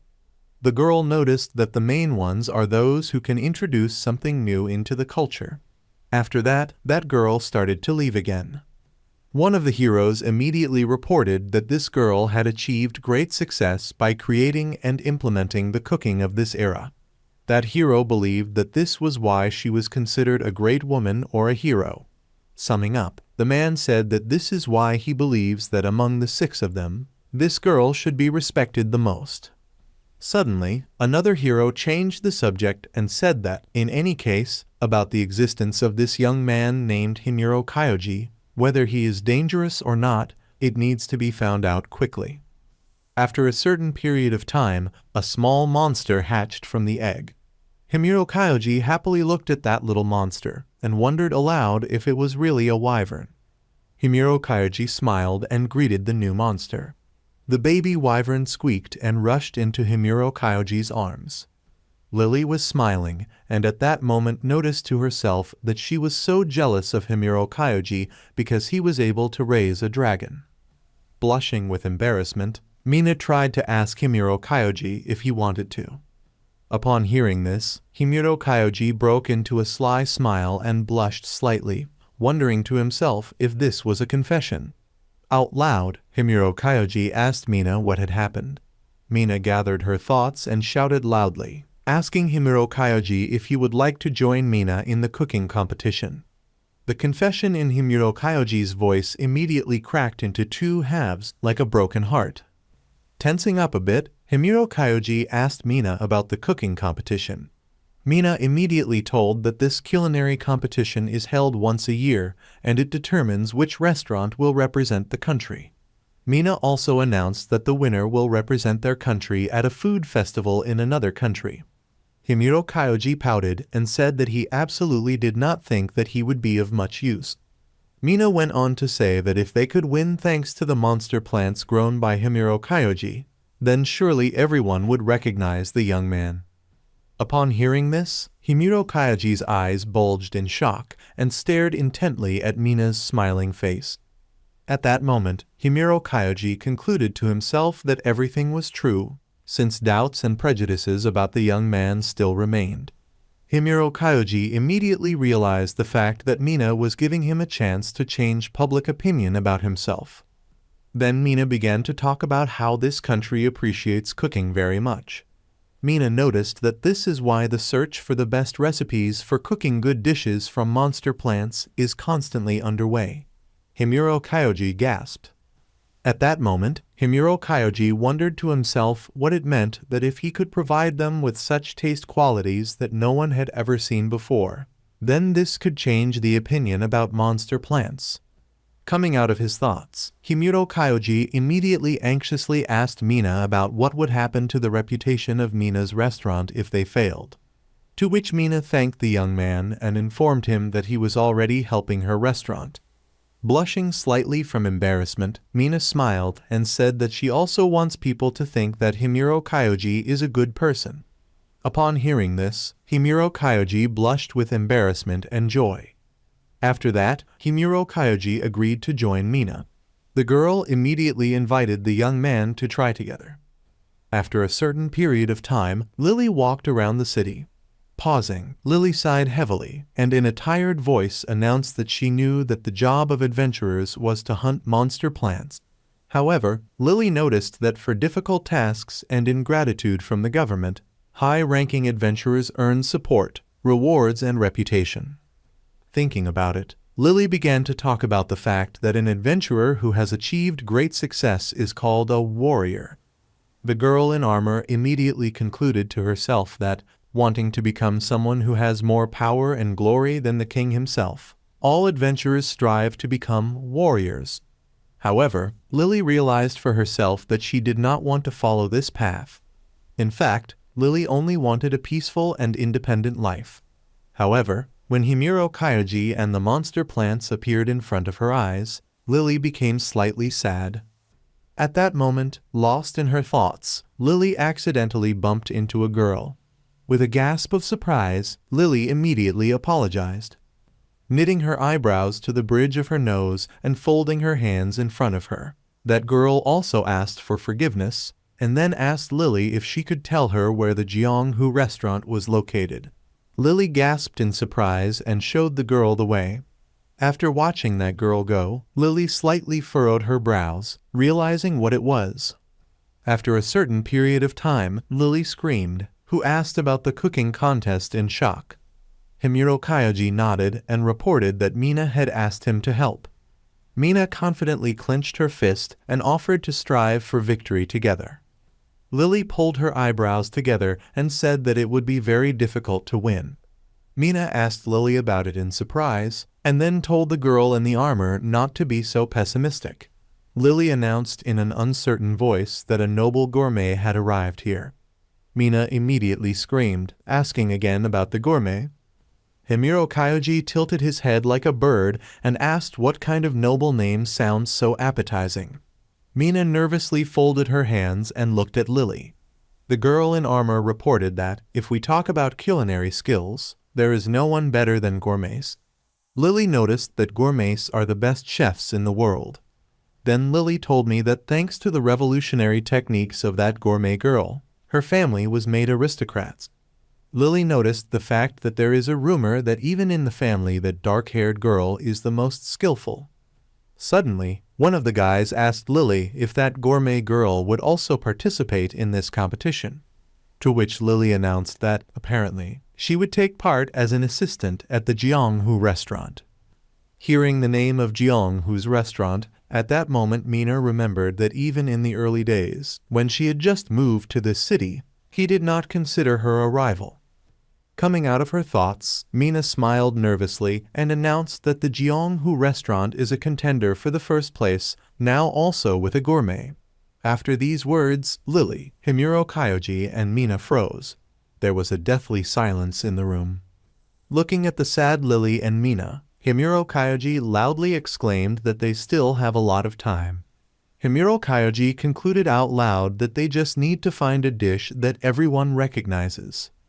However, Himuro Kyoji was thinking to himself at that moment that even if he said so, when the competition starts, the young man will not have time to search and grow new monster plants. That is why Himuro Kyoji concluded to himself that, instead, he should find a way to turn the plants he grew into better ingredients. Arriving at the vegetable garden, Himuro Kyoji sat down by the planting of Jack's lamp and began to thoughtfully examine the pumpkins. Sitting on the young man's head, Jack the lamp called Himuro Kyoji's brother and informed him that it was time to cook it. Dora immediately appeared next to her, who began to ask the owner of Himuro Kyoji to use her too. Himuro Kyoji thanked Dora and in a calm voice informed her that he was not going to make ingredients out of her. Approaching the enclosure with basilisks, Himuro Kyoji stroked one of them on the head and asked how he was doing. Himuro Kyoji concluded to himself that, in fact, the basilisk is a chicken, but its eggs taste better than those on Earth. Himuro Kyoji noticed that in the past he accidentally found his seed and grew a basilisk tree. Seeing the fleeing and frightened carrots, Himuro Kyoji noticed that, among other things, he has a demonic carrot and However, suddenly Himuro Kyoji froze in surprise when he saw how a huge grassy monster was trying to eat all of Jack's lamps and demonic carrots. Picking up an object from the ground, Himuro Kyoji made a thoughtful expression on his face and concluded that the killer plant was not the same as usual. Himuro Kyoji wondered how to eat this herbaceous monster. After a certain period of time, the presenter on stage loudly greeted the audience and participants at the culinary competition. Then the presenter announced that the guild registrar, that is, the presenter herself, would be the commentator. The girl immediately announced that her name was Sally. After that, presenter Sally announced that Lord Ecclesall and other culinary experts would be judged. Lord Ecclesall immediately smiled and waved to the audience. Then presenter Sally announced that all registered restaurants would participate. Seeing a dark-haired girl in the crowd, Lily quietly called Himuro Kyoji by name and announced that this was the same gourmet from the Chonghu restaurant. The presenter continued to warm up the audience by asking an open question about who would be the winner this year. Himuro Kyoji looked at the dark-haired girl and wondered to himself if this was really a noble gourmet. Noticing Himuro Kyoji's gaze, that same dark-haired girl approached the young man, Lily and Mina.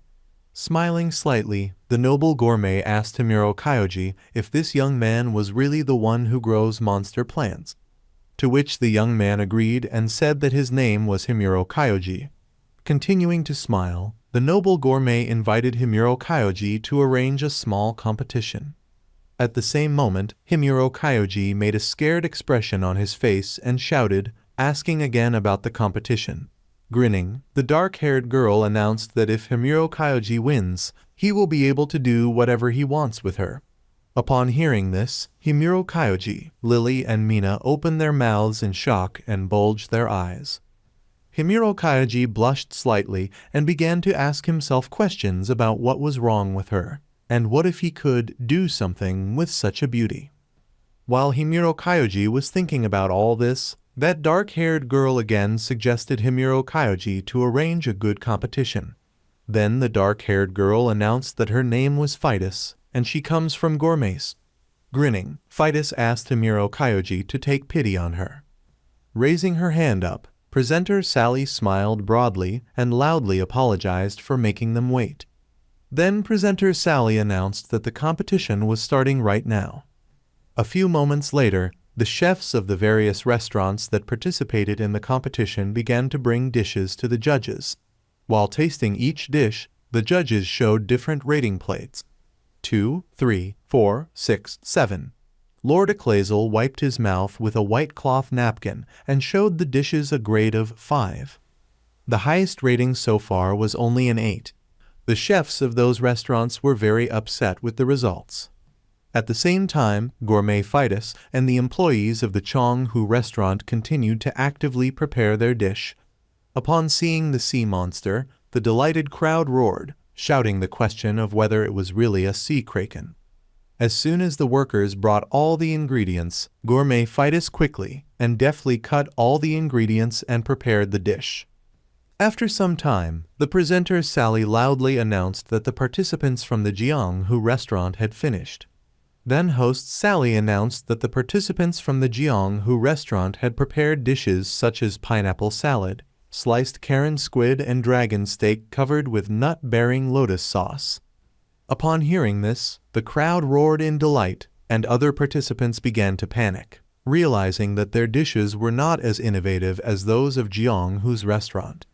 Himuro Kyoji and Mina froze in shock, their mouths hanging open. Mina was covered in drops of cold sweat, waiting for the judges' assessment. All the judges shouted in shock and pleasure that it was so delicious, and then showed signs with a face value of 10 points. Only Lord Ecclesall smiled calmly and showed a sign with 9 points. Presenter Sally, with a smile on her face, pointed at the restaurant owner and Gourmet Fides.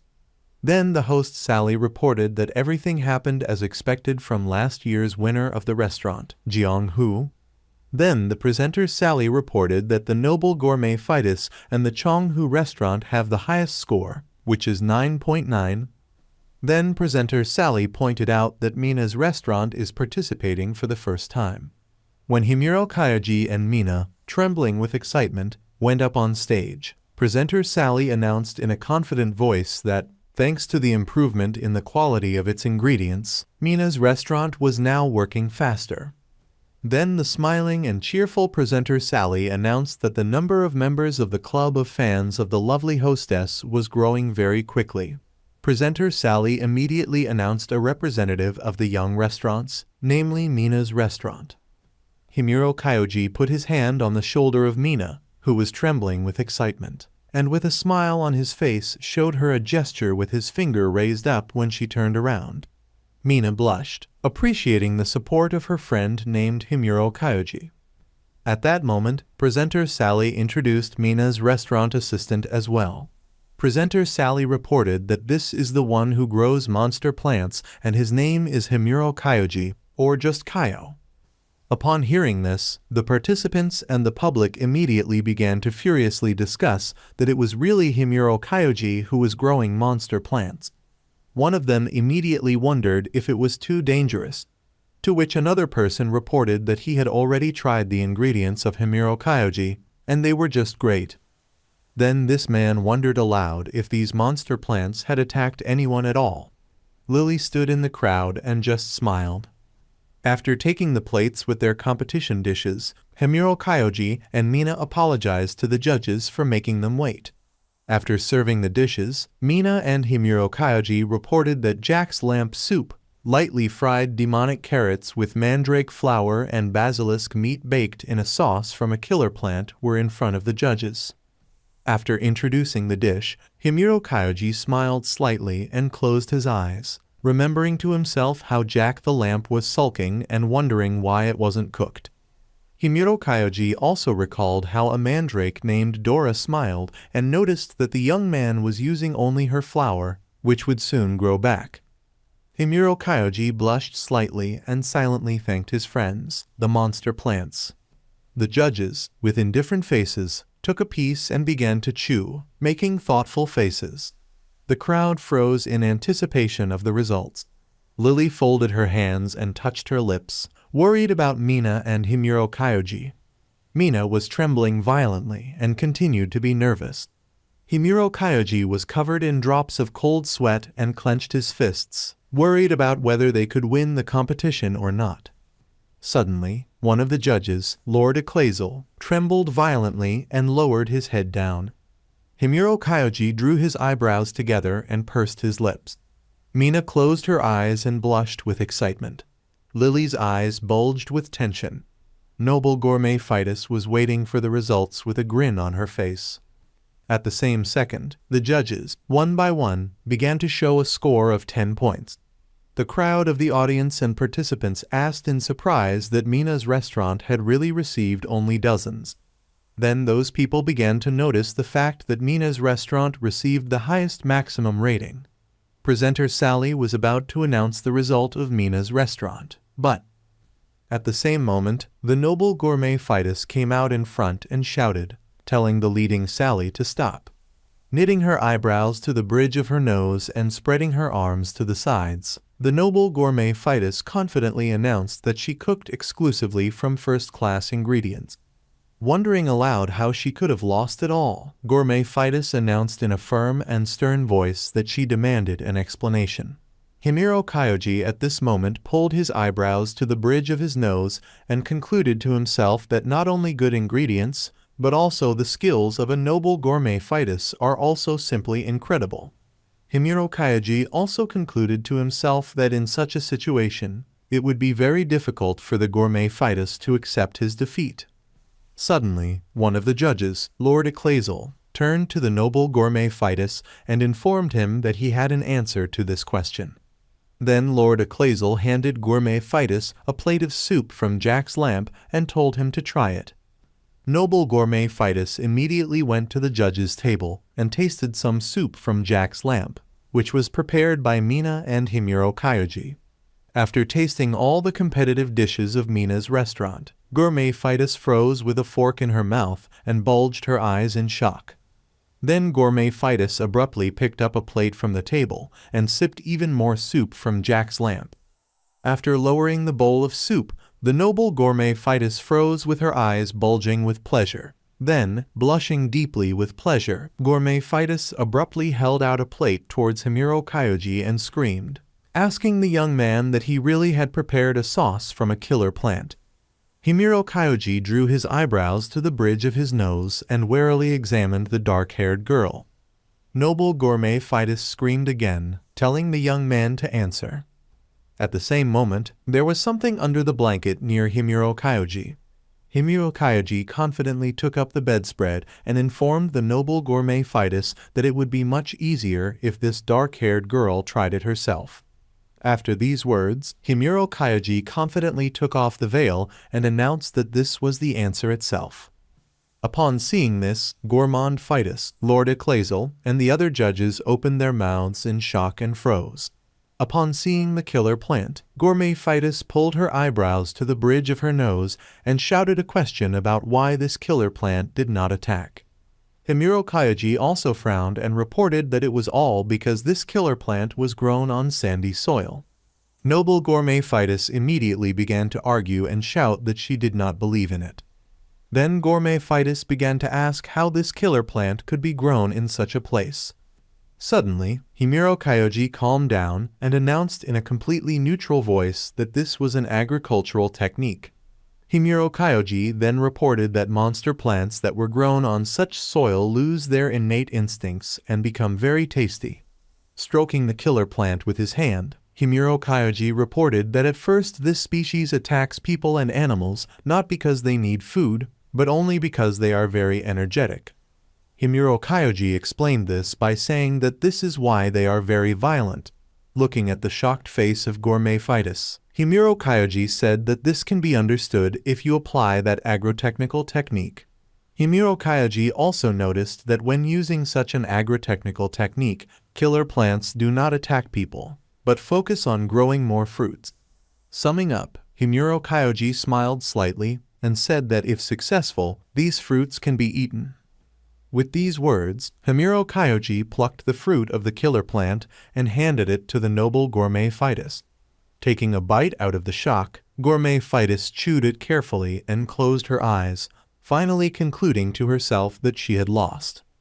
At the same moment, presenter Sally smiled broadly and announced in a confident, cheerful voice that Mina's restaurant and her assistant named Himuro Kyoji, who grows monster plants, were the winners. Then presenter Sally announced that Mina and Himuro Kyoji would represent their country at the food festival, which would be held on the 10th continent in March. Upon hearing this, Mina blushed and cried with joy.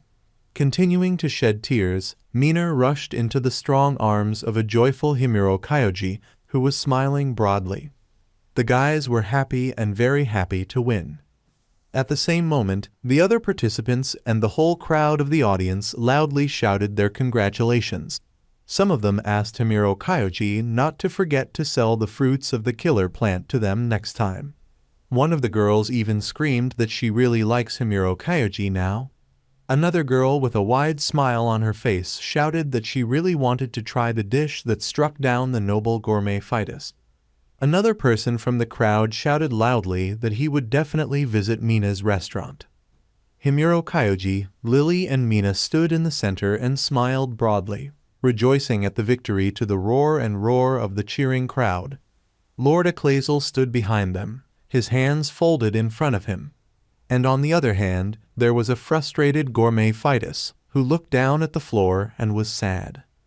Himuro Kyoji smiled and wondered about the new manga about cooking.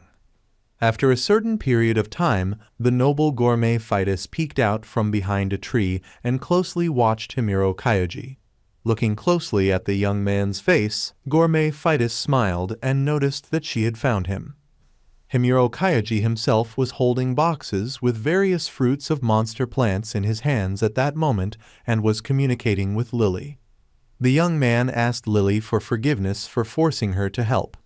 Lily took Jack's box of lamps and, with a smile on her face, told Himuro Kyoji that there was nothing wrong with that, since the increased number of customers was a good sign.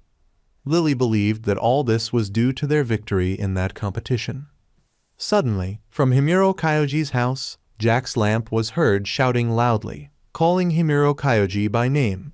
Lily and Himuro Kyoji immediately dropped the boxes and ran into the house.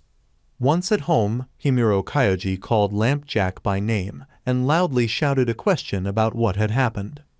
At the same moment, a small new monster appeared, which knocked Himuro Kyoji to the floor and began to hug him, making strange noises. Himuro Kyoji immediately asked Lamp Jack what kind of child he was. Lamp Jack grinned and asked Himuro Kyoji what he was talking about. Then the Lamp Jack reported that this little monster was always with them, referring to that very egg. Himuro Kyoji looked at the baby monster in surprise and asked again if it was really an egg. At that moment, the little monster hugged the shocked Himuro Kyoji again. The young man himself laughed at that moment. While Lily was looking for some clothes, Himuro Kyoji said that he did not expect that this egg would turn out to be such a cute girl. Suddenly, Himuro Kyoji froze and bulged his eyes in shock, simultaneously wondering aloud what kind of monster plant this baby from the egg is. Himuro Kyoji then asked Lily if this little girl was definitely a monster plant. Hearing only some kind of sound that little girl was making, Lily raised her eyebrows in shock and wondered if this little monster couldn't speak. Himuro Kyoji agreed and then thanked Lily for dressing the little monster. After that, Lily asked Himuro Kyoji what name to give this little monster. Hearing that same incomprehensible sound from the mouth of the little monster, Himuro Kyoji said that she constantly repeats it. Himuro Kyoji then suggested naming that little monster after Sui. After that, Himuro Kyoji suggested that Sui help each other. Sui happily raised her eyebrows and made that sound of joy. Looking at a bunch of monster plants playing, Lily reported that she was seeing for the first time how a monster plant with a human appearance hatched from an egg. Himuro Kyoji wondered if it was a Kaikoramachi egg. Suddenly, a noble gourmet fetus appeared behind Lily and Himuro Kyoji, who called Himuro Kyoji by name and noticed that he really actually grew so many monster plants. Hearing a familiar voice, Himuro Kyoji turned around and in shock called the gourmet fetus by name. Blushing slightly and putting on a flirtatious expression, the noble gourmet fetus approached the young man and offered to call her simply Fetus. Himuro Kyoji began to slowly step back and ask gourmet fetus what she was talking about. The noble gourmet fetus continued to talk in a flirtatious voice about that agritechnical reception at the competition. Then gourmet fetus began to talk coquettishly about Himuro Kyoji's unusual thinking, and that for the first time since her birth, gourmet fetus was so impressed by something. After listening to the noble gourmet fetus, Himuro Kyoji immediately asked her why she had come here. Noble gourmet fetus immediately reported that it was all because she had lost, and according to their agreement, she would belong to Himuro Kyoji. Then gourmet fetus told that now she will live with Himuro Kyoji, and she hopes that the young man will share with her knowledge about growing monster plants. After that, gourmet fetus smiled coquettishly again and said that later, if Himuro Kyoji wants, then gourmet fetus giggled and blushed even more, not finishing the last sentence.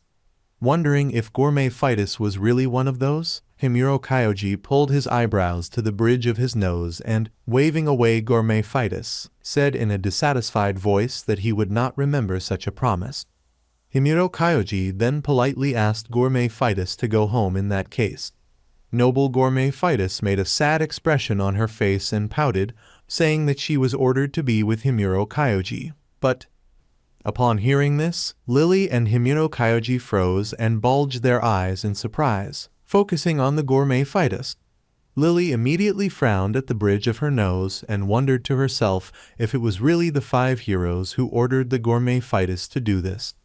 Then Lily stretched out her hand and asked gourmet fetus for 1 minute, because gourmet fetus had just said. However, the noble gourmet fetus reported that she no longer cares about these motives. Then gourmet fetus jumped on Himuro Kyoji and shouted with a smile on her face that she would now serve only Himuro Kyoji. when Gourmet Fitus began to squeeze Himuro Kyoji more tightly in her arms, and the monsters of the plant began to try to free the young man. An irritated Lily tried to reach Gourmet Fitus, shouting in her voice telling her to listen to what was being said. Suddenly, Lily saw foam from Himuro Kyoji's mouth and screamed his name in horror. Then Lily frowned and started shouting, asking the Gourmet Fitus and the plant monsters about what they were doing at all. Little Dora was standing aside at that moment and silently watching. Lamp Jack was smiling nervously and trembling. Lily made an evil expression on her face and began to try to rescue Himuro Kyoji from the many tight hugs. After a few moments, Himuro Kyoji was able to speak again and shouted loudly, telling all people and monster plants to get off him now. Hearing Himuro Kyoji's scream, Jack's lamps in the garden bulged their eyes and opened their mouths in shock. While all this activity was taking place in the house, Mandrake Dora went outside and began to wander around the garden. Making a sad expression on her face, baby Dora noticed that her name is Dora, and she is a mandrake. Then Dora began to think to herself that she likes to sleep, so on warm days she sleeps underground. Dora also concluded to herself that when night falls, she sleeps in the bed of her master named Himuro Kyoji. However, the suddenly upset Mandrake Dora concluded that it was since the noble Gourmet Fitus came to their house that the place next to the owner Himuro Kyoji was occupied by this dark-haired girl. Remembering how Himuro Kyoji was unhappy and embarrassed that Gourmet Fitus slept in the same bed with him, Mandrake Dora blushed and pulled her eyebrows to the bridge of her nose. At this moment, little Dora concluded to herself that she did not understand at all why it annoyed her so much. Then Mandrake Dora pointed out that she had another enemy, and that was baby Sui. Dora was very annoyed that this little Sui was constantly sticking to the owner of Himuro Kyoji, and he himself took great care of this new monster named Sui. Dora thought about how little Sui was always calling Himuro Kyoji, to which he asked the little monster with a smile on his face about what had happened. Realizing that Sui had asked to ride on her back, Himuro Kyoji satisfied the desire of baby Sui, and with a smile on his face announced that he was working now, so he could only ride her a little. Dora was extremely annoyed by the whole situation. Dora was thinking to herself that even if that little Sui was a class above Dora herself, she was the one who was born earlier. Little Dora confidently believed that the place next to the owner should belong to an older sister like herself. Clenching her fists in irritation, Mandrake Dora sighed heavily and concluded to herself that she already knows that the owner of Himuro Kyoji does not understand such things. After glancing at Himuro Kyoji, Mandrake Dora got even angrier, privately concluding that, apparently, the owner of Himuro Kyoji was busy today. Noticing little Dora's gaze, Himuro Kyoji and Sui turned around. Seeing Dora's upset face, Himuro Kyoji immediately asked the little monster about what had happened to her.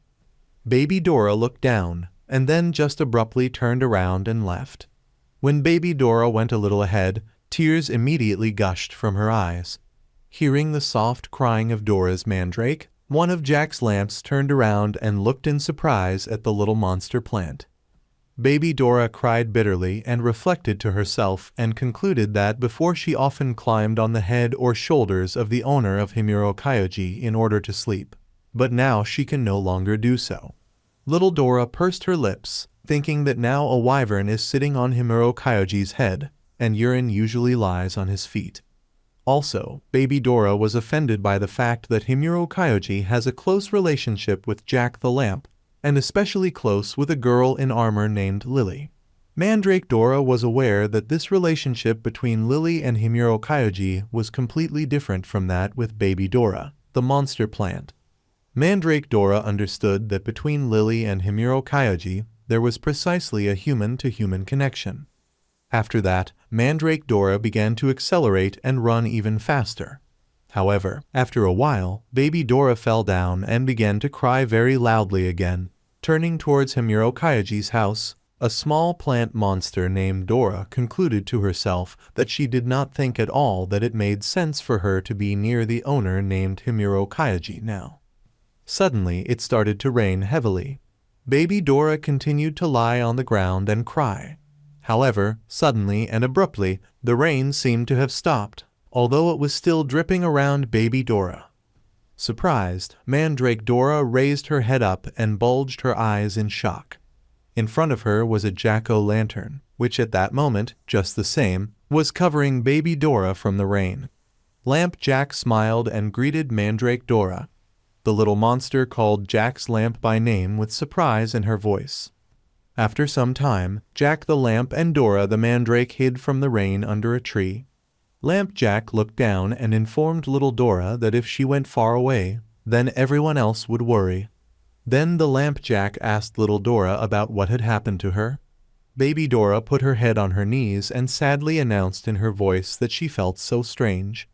Then Baby Dora told Lamp Jack in a sad voice that when she sees the owner of Himuro Kyoji getting close to other girls, Mandrake Dora is very angry. Then Baby Dora sighed heavily and reported that she did not like this feeling at all. Jack the Lamp had been listening very attentively to little Dora all this time. Then the Lamp Jack smiled slightly and concluded out loud that it was all because Baby Dora loves Himuro Kyoji's brother. Dora replied in a sad voice that the others also love Himuro Kyoji. Lamp Jack smiled even wider and informed Baby Dora that it was she who loved Himuro Kyoji as a representative of the opposite sex. Hearing this, Baby Dora froze in shock and bulged her eyes. After recovering a little, Mandrake Dora, with surprise in her voice, asked Jack's smiling lamp about this. To which Lamp Jack concluded aloud that it was for this reason that Baby Dora did not like it when Himuro Kyoji's brother communicated with other girls. Hearing this, the little monster Dora became even sadder and focused on the fact that she is a monster plant, namely, a mandrake. Lamp Jack thought for a while, and then chuckled and asked little Dora if she really had to give up her feelings just because she was a different species.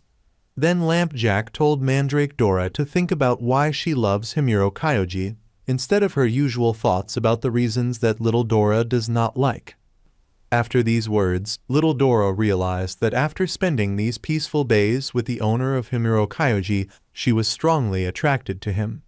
Mandrake Dora realized all the love that crossed the border that separates the species.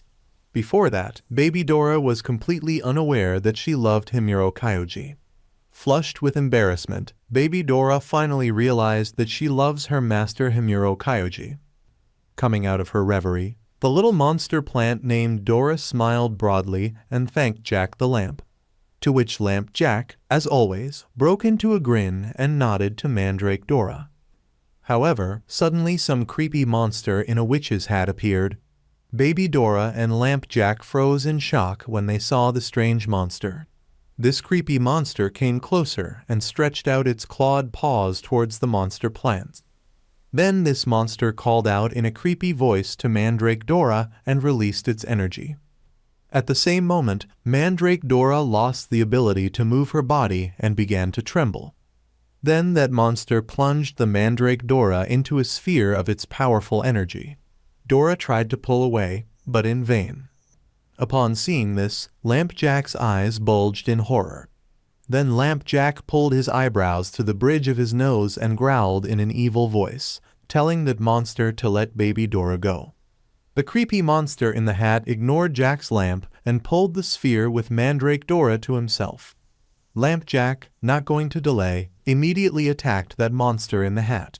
However, that monster just waved his hand to the side and counterattacked Jack's lamp in response with a powerful stream of energy. Jack's lamp flew back like a football and then lost consciousness. Mandrake Dora at this moment began to cry out of fear and worry for her friend. Clinging to the energy sphere, Baby Dora began to call for Jack the Lamp. However, the monster in the hat immediately covered Baby Dora with its creepy and powerful energy. Mandrake Dora began to cry even more and called for Jack the Lamp, asking to save her. The monster clenched his fist, and Mandrake Dora lost consciousness. Tears continued to flow from Baby Dora's eyes, which she managed to shed while she was conscious. Deep inside, beyond consciousness, Mandrake Dora was calling her master Himuro Kyoji. After some time, a worried Himuro Kayaji reported that he was looking for baby Dora. Noble Gourmet Phytis slightly raised her eyebrows and exhaled, simultaneously suggesting that maybe Mandrake Dora would return on her own. A drop of cold sweat rolled down Himuro Kayaji's face when the young man announced that Mandrake Dora had long since left. Then the excited young man suggested that maybe something had happened. Wondering to himself where the little Mandrake girl was, Himuro Kayaji replied in a stern voice that besides, baby Dora was part of his family. At that moment, Lily looked into Himuro Kayaji's house and informed him that she had just arrived. Then Lily asked about what happened. Upon learning about Dora's disappearance, Lily confidently folded her hands in front of her and announced that she would go too. The girl in the armor noticed that she was also very worried about Dora. After a certain period of time, Himuro Kayaji, Lily, and Gourmet Phytis found Jack's lamp beaten and trampled by the powerful energy on the ground. Picking up the exhausted lamp Jack from the ground and taking him in his arms, Himuro Kayaji called the monster plant by name and asked how he was feeling. Himuro Kayaji then asked Jack's lamp what had happened here. Little Sui, who was standing next to her, began to howl softly. Jack the lamp groaned and in an exhausted voice announced that the same monster in the hat, or rather, the witch in the white robe, had grabbed Dora. Himuro Kayaji immediately asked about the fact that this witch had captured Dora. Lily, on the other hand, slightly furrowed her eyebrows and looked closely at Jack's lamp, simultaneously saying that this could not be. Then the girl in the armor asked the lamp Jack in an uncertain voice that it was really Yuki Onna. Upon hearing this, Himuro Kayaji pulled his eyebrows together and, calling Lily by name, asked her if she knew anything. Lily pointed towards a large mountain and reported that behind that forest there is a mountain that was covered with snow, and on this mountain lives the very witch Yuki Onna.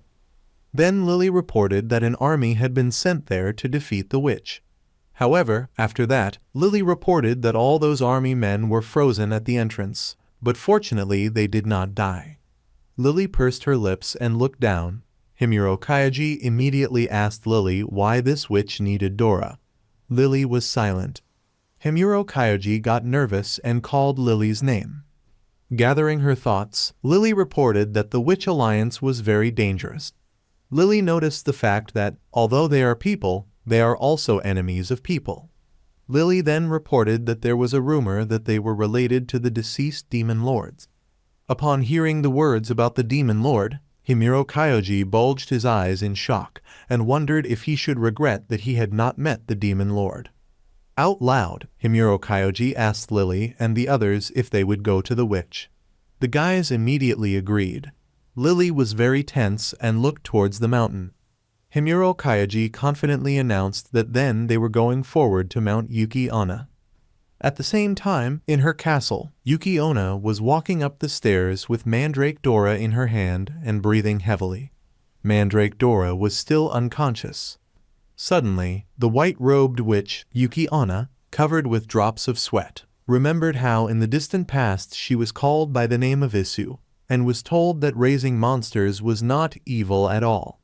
That witcher then said that these plant monsters are part of this world. Then that witcher reported that it was thanks to these monsters that people could exist.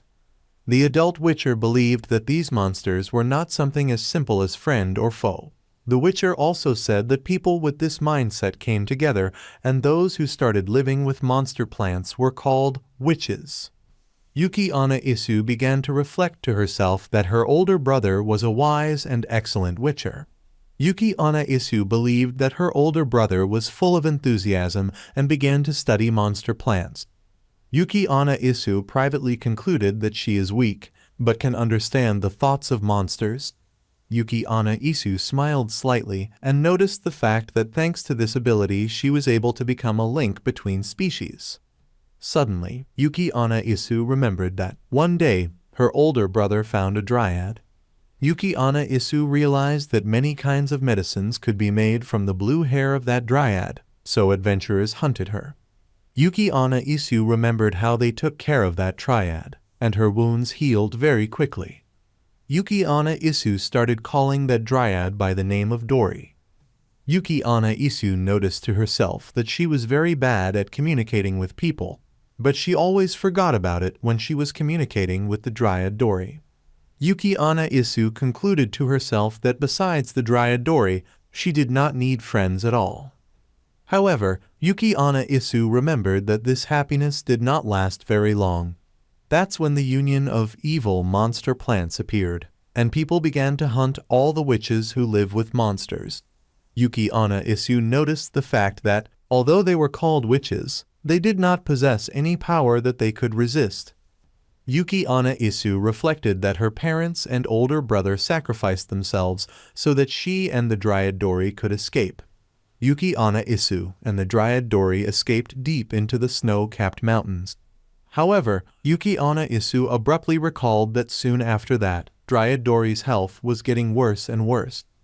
Looking at how that Dryad was getting sick, Yuki Onna Isu thought that Dori was her dear friend, and also that she had to do something. When Yuki Onna Isu was walking through the forest in search of medicinal herbs, she suddenly noticed Jack's lamp and Dora the mandrake sitting next to it. After looking closely at baby Dora, Yuki Onna Isu privately concluded that if it was a mandrake, then she would be able to save her friend Dori. After some time, Yuki Onna Isu brought baby Dora to Dori's Dryad and held her out in her hand with tears in her eyes. Seeing Dora the mandrake trembling and crying in Yuki Onna's hands, Dori the Dryad asked her friend in a tired voice what she was going to do with this baby. The Dryad Dori then told Yuki Onna Isu not to harm Mandrake Dora. Nervous and covered with drops of cold sweat, Yuki Onna Isu wanted to say something, but Dryad Dori immediately informed her that even if her friend Yuki Onna Isu sacrificed Mandrake to Dora, Dryad Dori would still not be saved. Yuki Onna Isu released baby Dora to the floor and sat down next to Dryad Dori. Turning her head towards Dora's Mandrake, Dori the Dryad asked the baby for forgiveness. Mandrake Dora wiped her tears and in an uncertain voice announced that her master Himuro Kyoji knows how to grow monsters. Then Mandrake Dora asked Dryad Dori that maybe Himuro Kyoji could help her. Hearing this, Yuki Onna Isu at that moment wondered to herself if such a person really existed. However, Yuki Onna Isu then concluded to herself that even if this was true, Himuro Kyoji would not want to help the one who grabbed his little friend, the monster Dora. Seeing through the magic ball how Himuro Kyoji, Lily, Sui, and the others went to save baby Dora, Yuki Onna Isu bulged her eyes in surprise and concluded to herself that there are people who are friends with mandrakes, like her and Dryad Dori. When Himuro Kyoji and his friends appeared at the witch castle, Yuki Onna Isu stood there, meeting them and thinking that even if Himuro Kyoji did not want to help her, Yuki Onna Isu still apologizes for causing trouble to the young man. Unable to restrain herself, Yuki Onna Isu began to shed tears like a waterfall and scream loudly, telling Himuro Kyoji that she was so sorry. However, then Yuki Onna Isu began to beg, almost beg, Himuro Kyoji to save her dear friend Dryad Dori. Upon hearing this, Himuro Kyoji bulged his eyes in surprise and asked Yuki Onna Isu about it. At that moment, baby Dora ran up to the young man and called her Master Himuro Kyoji. The young man immediately called Mandrake Dora by name and asked her how she was feeling. While Himuro Kyoji, Lily, and everyone else rejoiced at Dora's return, Yuki Onna Isu cried on the sidelines. Yuki Onna Isu then took off her hat and hesitantly approached Himuro Kyoji, continuing to ask him to help her save the Dryad Dori. Himuro Kyoji was startled to see Yuki Onna Isu behind him. Baby Dora looked closely at Yuki Onna Isu, and then turned her gaze to Himuro Kyoji. Calling the owner of Himuro Kyoji by name, Mandrake Dora asked the young man if he could save the girl who was lying on the side. Himuro Kyoji made a surprised expression on his face and asked little Dora about saving the Dryad Dori. At that moment, Yuki Onna Isu gave her voice and announced that this was her friend Dori, and she was a Dryad. Opening her eyes, the exhausted Dryad Dori called the owner of the Mandrake Himuro Kyoji and asked for forgiveness for what Yuki Onna Isu had done. To which the young man said that if baby Dora forgave these girls, Then everything is fine. Mandrake Dora immediately nodded, notifying everyone that Yuki Onna Isu and Dryad Dori were forgiven. Himuro Kyoji leaned over to Dryad Dori and, looking at her hand, noticed that it had already begun to rot. Then Himuro Kyoji politely turned to Yuki Onna Isu and said that the reason was that the Dryad Dori had been in a cold place for too long, which was why she began to weaken. Himuro Kyoji summed up that even if they try to help Dryad Dori now, as the young man thinks, it's too late. Upon hearing this, Yuki Onna Isu immediately began to cry bitterly again and said that she could not cope without the Dryad Dori. However, the exhausted Dryad Dori lightly stroked her friend Yuki Onna Isu, and with a smile on her face announced that the witch would cope without her. While Yuki Onna Isu was saying goodbye to the Dryad Dori, Himuro Kyoji was asking Lily if the Dryad was considered a monster plant. Lily nervously scratched her chin and reported that if Dori's Dryad died, she would still be able to grow out of the sprout again, but Himuro Kyoji wanted to ask if Dori's Dryad would be the same. However, suddenly Yuki Onna Isu was heard shouting, who continued to call the Dryad Dori by name. Himuro Kyoji's eyes bulged in shock and realized that Dori's Dryad was gradually dying. Yuki Onna Isu couldn't accept this truth and screamed that it couldn't be. Then Dori the Dryad breathed her last. However, after some time, Yuki Onna Isu came to Himuro Kyoji's house and asked the young man how he was doing. Himuro Kyoji put his hands on his hips and informed Yuki Onna Isu that he had raised Dori from that remaining part of the Dryad. Himuro Kyoji noticed the fact that the Dryad Dori is a plant, so it is not necessary to behave, and only a stem is enough for a young man. Baby Dryad Dori opened her sleepy eyes at that moment and yawned sweetly. Seeing the blushing and nervous Yuki Onna Isu, the little Dryad looked at the witch in surprise, and then smiled broadly and called her name. When the Dryad Dori pulled her hands towards Yuki Onna Isu, tears immediately began to come to her eyes. Yuki Onna Isu stretched out her trembling hand to the little hands of the Dryad Dori and called her name. At that moment, Himuro Kyoji reached out his hand to baby Dora and stroked her flower while she cried with happiness.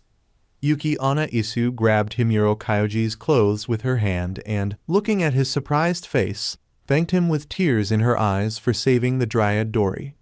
Himuro Kyoji blushed slightly, and baby Dora smiled and wiped tears from her eyes. However, suddenly a girl in armor named Lily appeared behind Yuki Onna Isu. Making a creepy expression, Lily asked Yuki Onna Isu if she was busy. Then, in the same stern voice, Lily announced that she would like to ask Yuki Onna Isu a few questions. Upon hearing this, Himuro Kyoji screamed, calling Lily's name. Putting on a slightly less stern expression, Lily pulled her eyebrows to the bridge of her nose and asked Yuki Onna Isu if she knew about the sealed witch.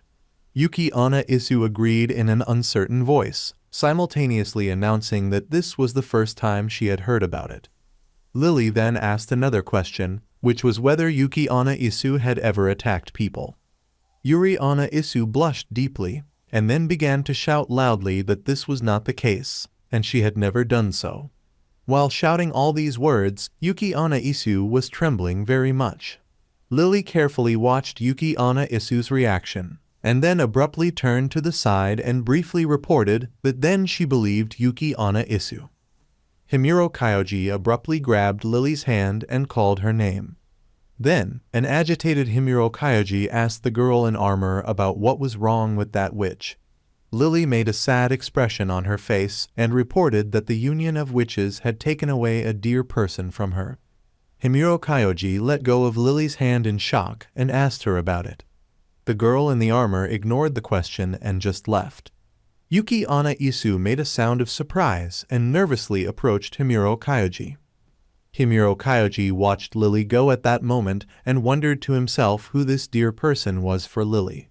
Casting a glance in the direction of Yuki Onna Isu, Himuro Kyoji saw how she began to cry again and tensed up. Then, while the Dryad Dori was playing with the wyvern and the monster Sui, Himuro Kyoji nervously shouted that Lily had done it unintentionally, and one day the girl in armor would understand Yuki Onna Isu. However, Himuro Kyoji then scratched his head with his hand and, in an uncertain voice, informed Yuki Onna Isu that it was also the first time he had seen Lily like this. Yuki Onna Isu blushed slightly and asked Himuro Kyoji hopefully if she could be a friend to Lily one day. Himuro Kyoji looked at the witch in surprise, and then smiled broadly and held out his hand to Yuki Onna Isu, and asked her that then why don't they become friends first. As soon as Himuro Kyoji and Yuki Onna Isu shook hands, the monsters of the plant ran towards them. Baby Sui, Kaikuramachi Machai, Mandrake Dora and Wyvern were running towards them. Jack the Lamp immediately appeared with his usual grin, who nodded and announced that Yuki Onna Isu could count on him. Himuro Kyoji called Lamp Jack by name. At that moment, Yuki Onna Isu froze in shock when she realized how she had recently treated Jack the Lamp. Then Yuki Onna Isu, blushing deeply, came up with tears in her eyes and shouted loudly that she was so sorry for hurting Jack's lamp.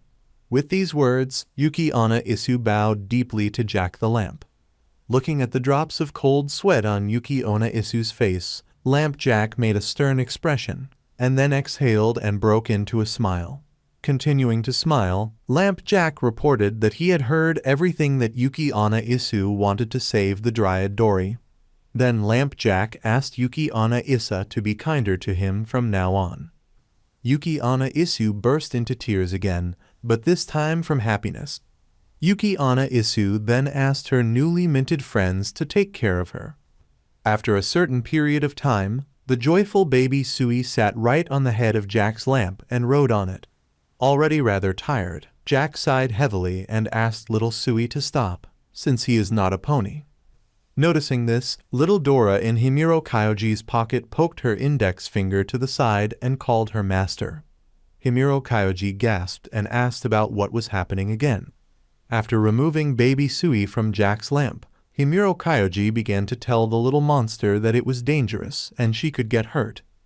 Upon hearing this, Lamp Jack pouted and let out a tear, simultaneously asking Himuro Kyoji with an offended voice about what about him. After listening to Himuro Kyoji, baby Sui broke free from his grip and ran towards Yuki Onna Isu. Then baby Sui hugged Yuki Onna Isa tightly and blushed slightly. Yuki Onna Isu herself was surprised, but hugged the little monster in return.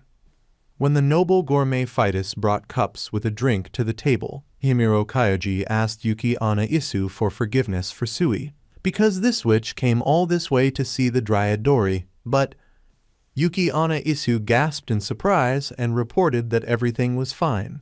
Scratching a satisfied Sui behind the ear, Yuki Onna Isu looked up at Himuro Kyoji and asked about the fact that this little Sui is really a monster plant. Folding her hands in front of her, the surprised gourmet Phytus called Himuro Kyoji by name and asked again if baby Sui really was a monster plant. Himuro Kyoji opened his mouth in shock and asked Phytus if she didn't know that either. At that moment, a girl in armor named Lily appeared in the house, who greeted everyone present and waved at them. Then Lily smiled and asked all the guys about what they were doing now. When Lily saw Yuki Onna Isa, she became a little sad and greeted the witch. Yuki Onna Isu blushed a little and greeted the girl in armor. At that moment, Yuki Onna Isu reported that they were just not sure if baby Sui was actually a monster plant.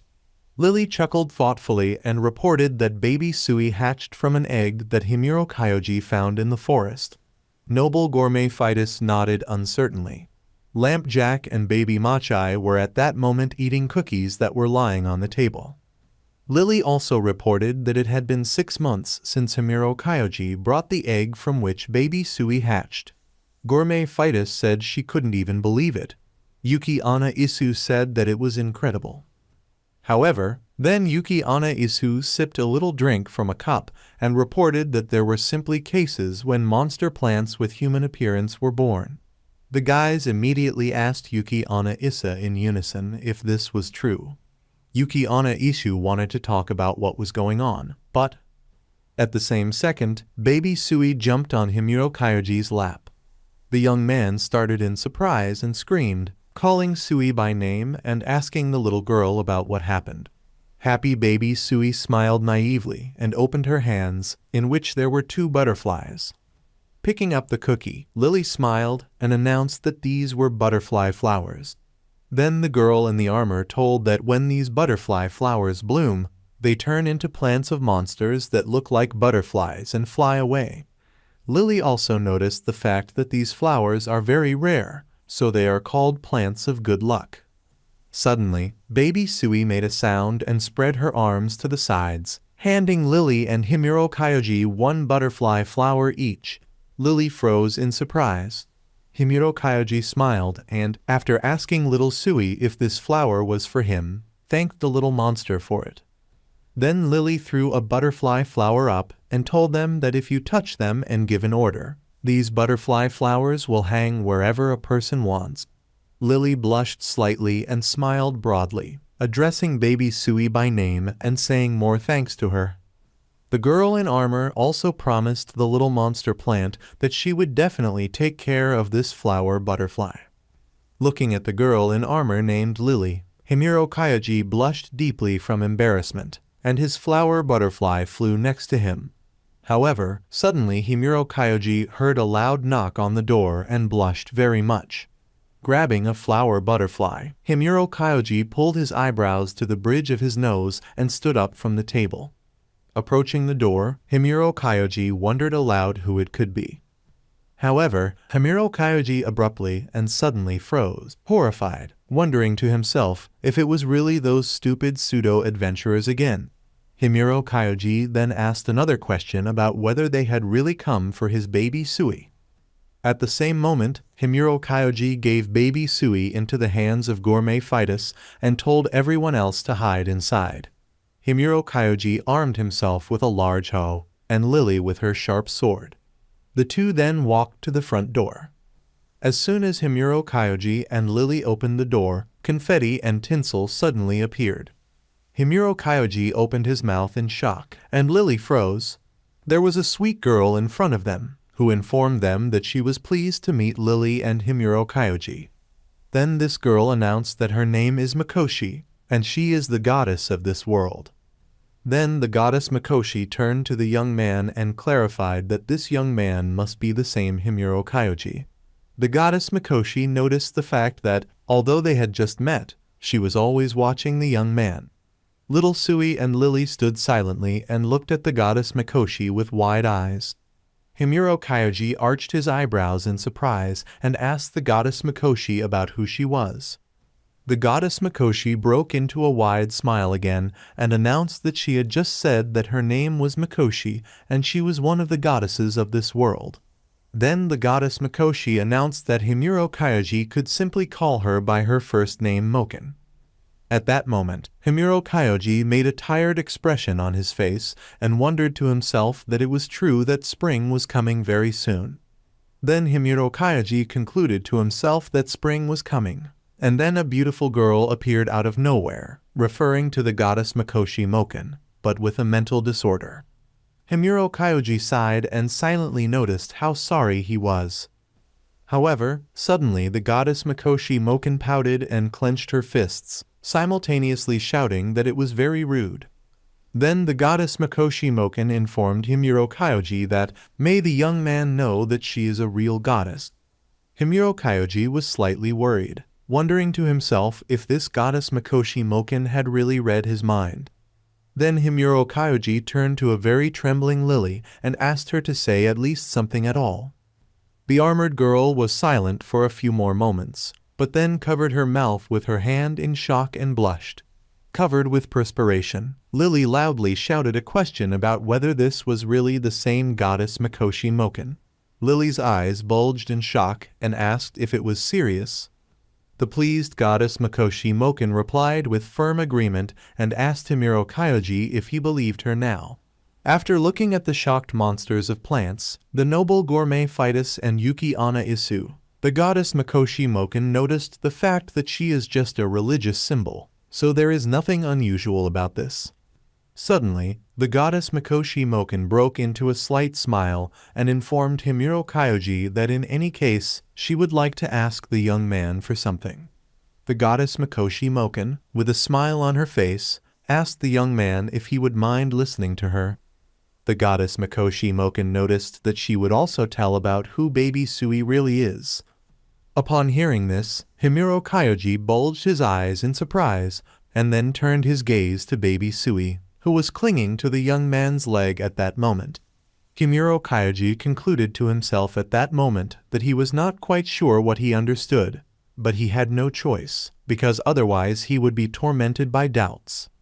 Coming out of his thoughts, Himuro Kyoji turned to the goddess Mikoshi Moken and asked if Lily and the noble gourmet Phytus could go with them. Goddess Mikoshi Moken touched Himuro Kyoji's shoulder and replied with firm agreement, noting that there was no problem. At the same moment, Himuro Kyoji, Lily, baby Sui, gourmet Phytus, and goddess Mikoshi Moken flew up. One of the guys giggled in surprise. Lily began to look at the landscape around her. Suddenly, Lily blushed and wondered in shock what it really was.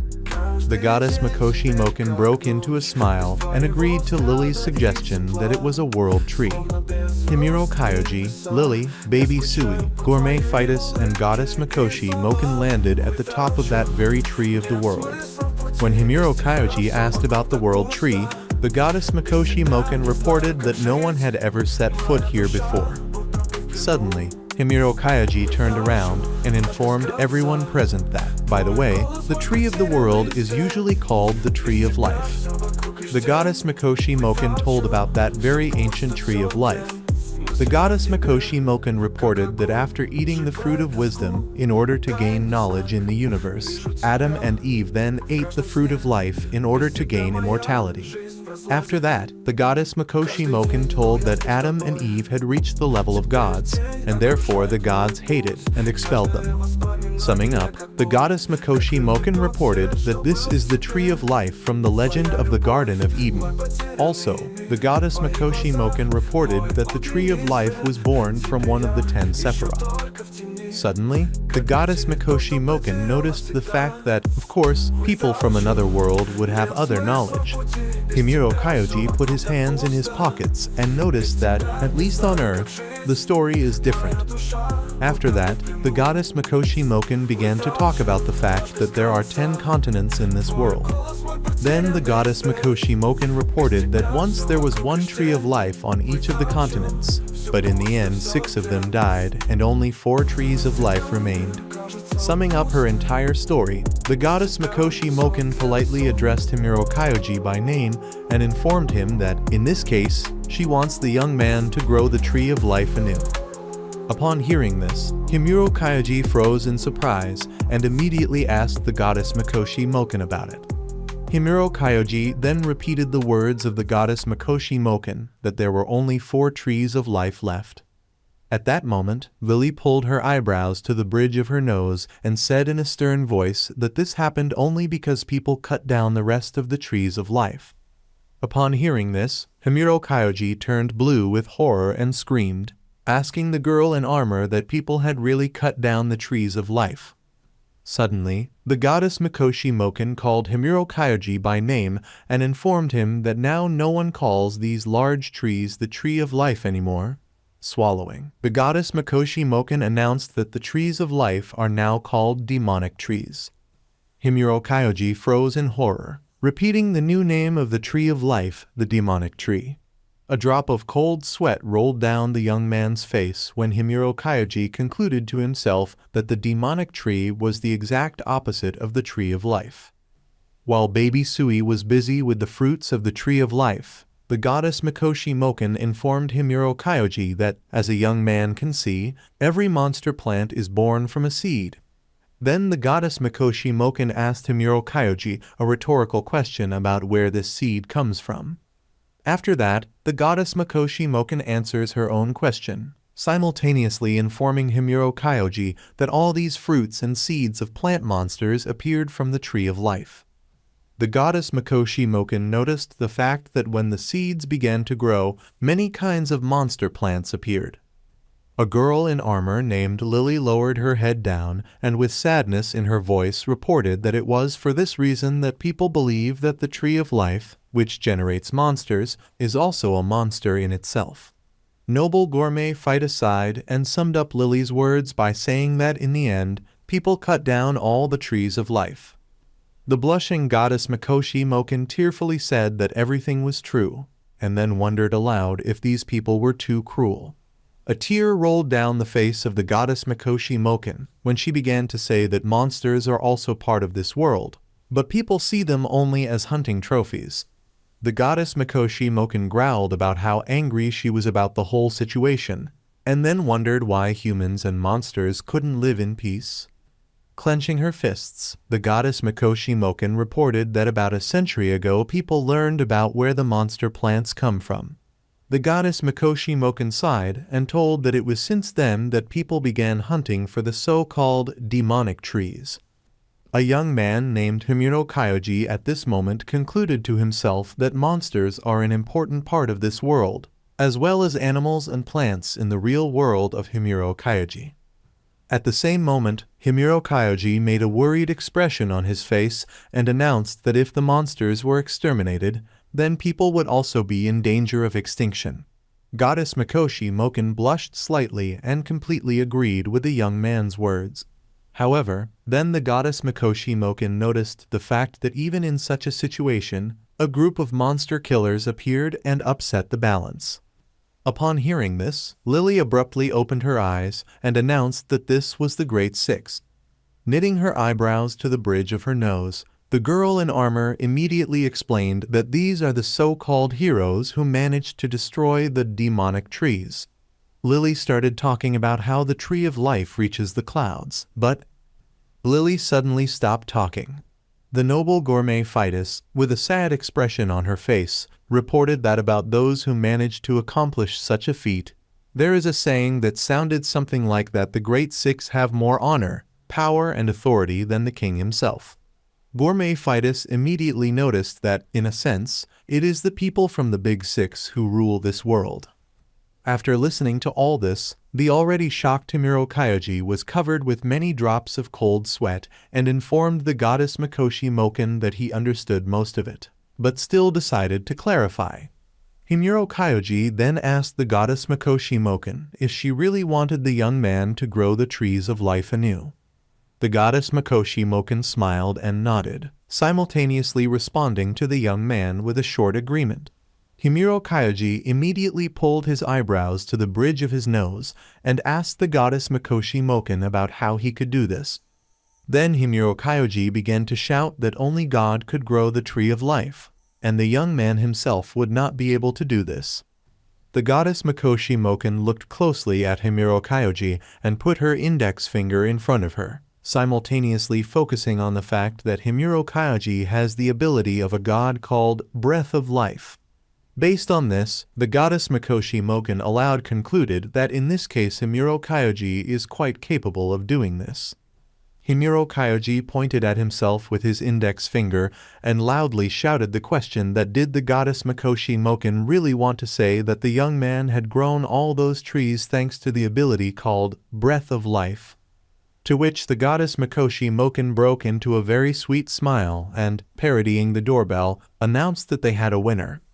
Himuro Kyoji put his hands on his knees and bent over, trying to come to his senses and simultaneously concluding that he still received a special ability after he came to this world. At this moment, the goddess Mikoshi Moken once again asked a rhetorical question about whether raising monsters and creating life are not the same thing. Then the goddess Mikoshi Moken answered her own question, noting that this is the most powerful god.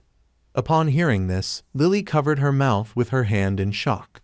The goddess Mikoshi Moken, with surprise in her voice, asked Himuro Kyoji that really no one had asked him about it. Then the goddess Mikoshi Moken finally decided to ask Himuro Kyoji about how he manages to grow monsters and all that.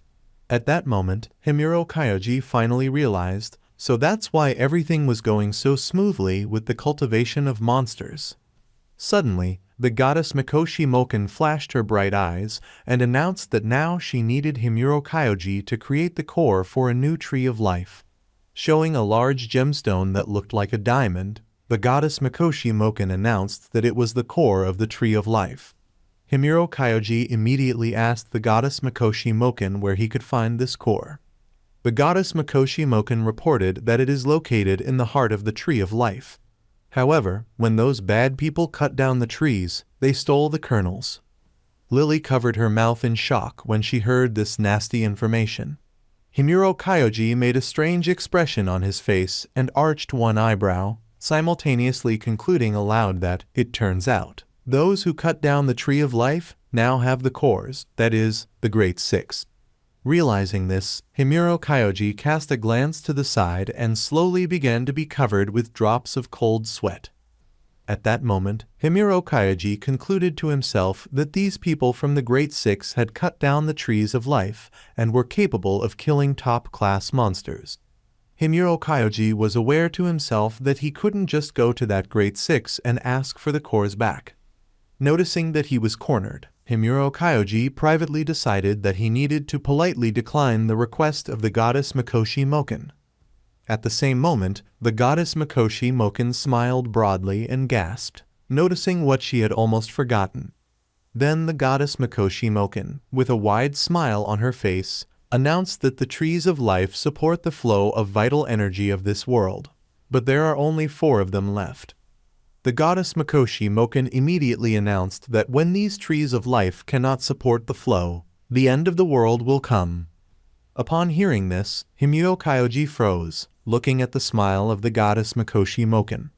Inwardly, the young man wondered what this beautiful goddess had just said. Himuro Kyoji then began to ask the goddess Mikoshi Moken inwardly that she didn't mean it. After that, Himuro Kyoji wondered that is, since he came to this world, he too would suffer the same fate. The goddess Mikoshi Moken immediately read Himuro Kyoji's thought and briefly announced that the young man would die with this world. Upon hearing this, Himuro Kyoji shouted a question to the tree destroyers, asking them what they were thinking. Himuro Kyoji considered this situation absolutely ridiculous.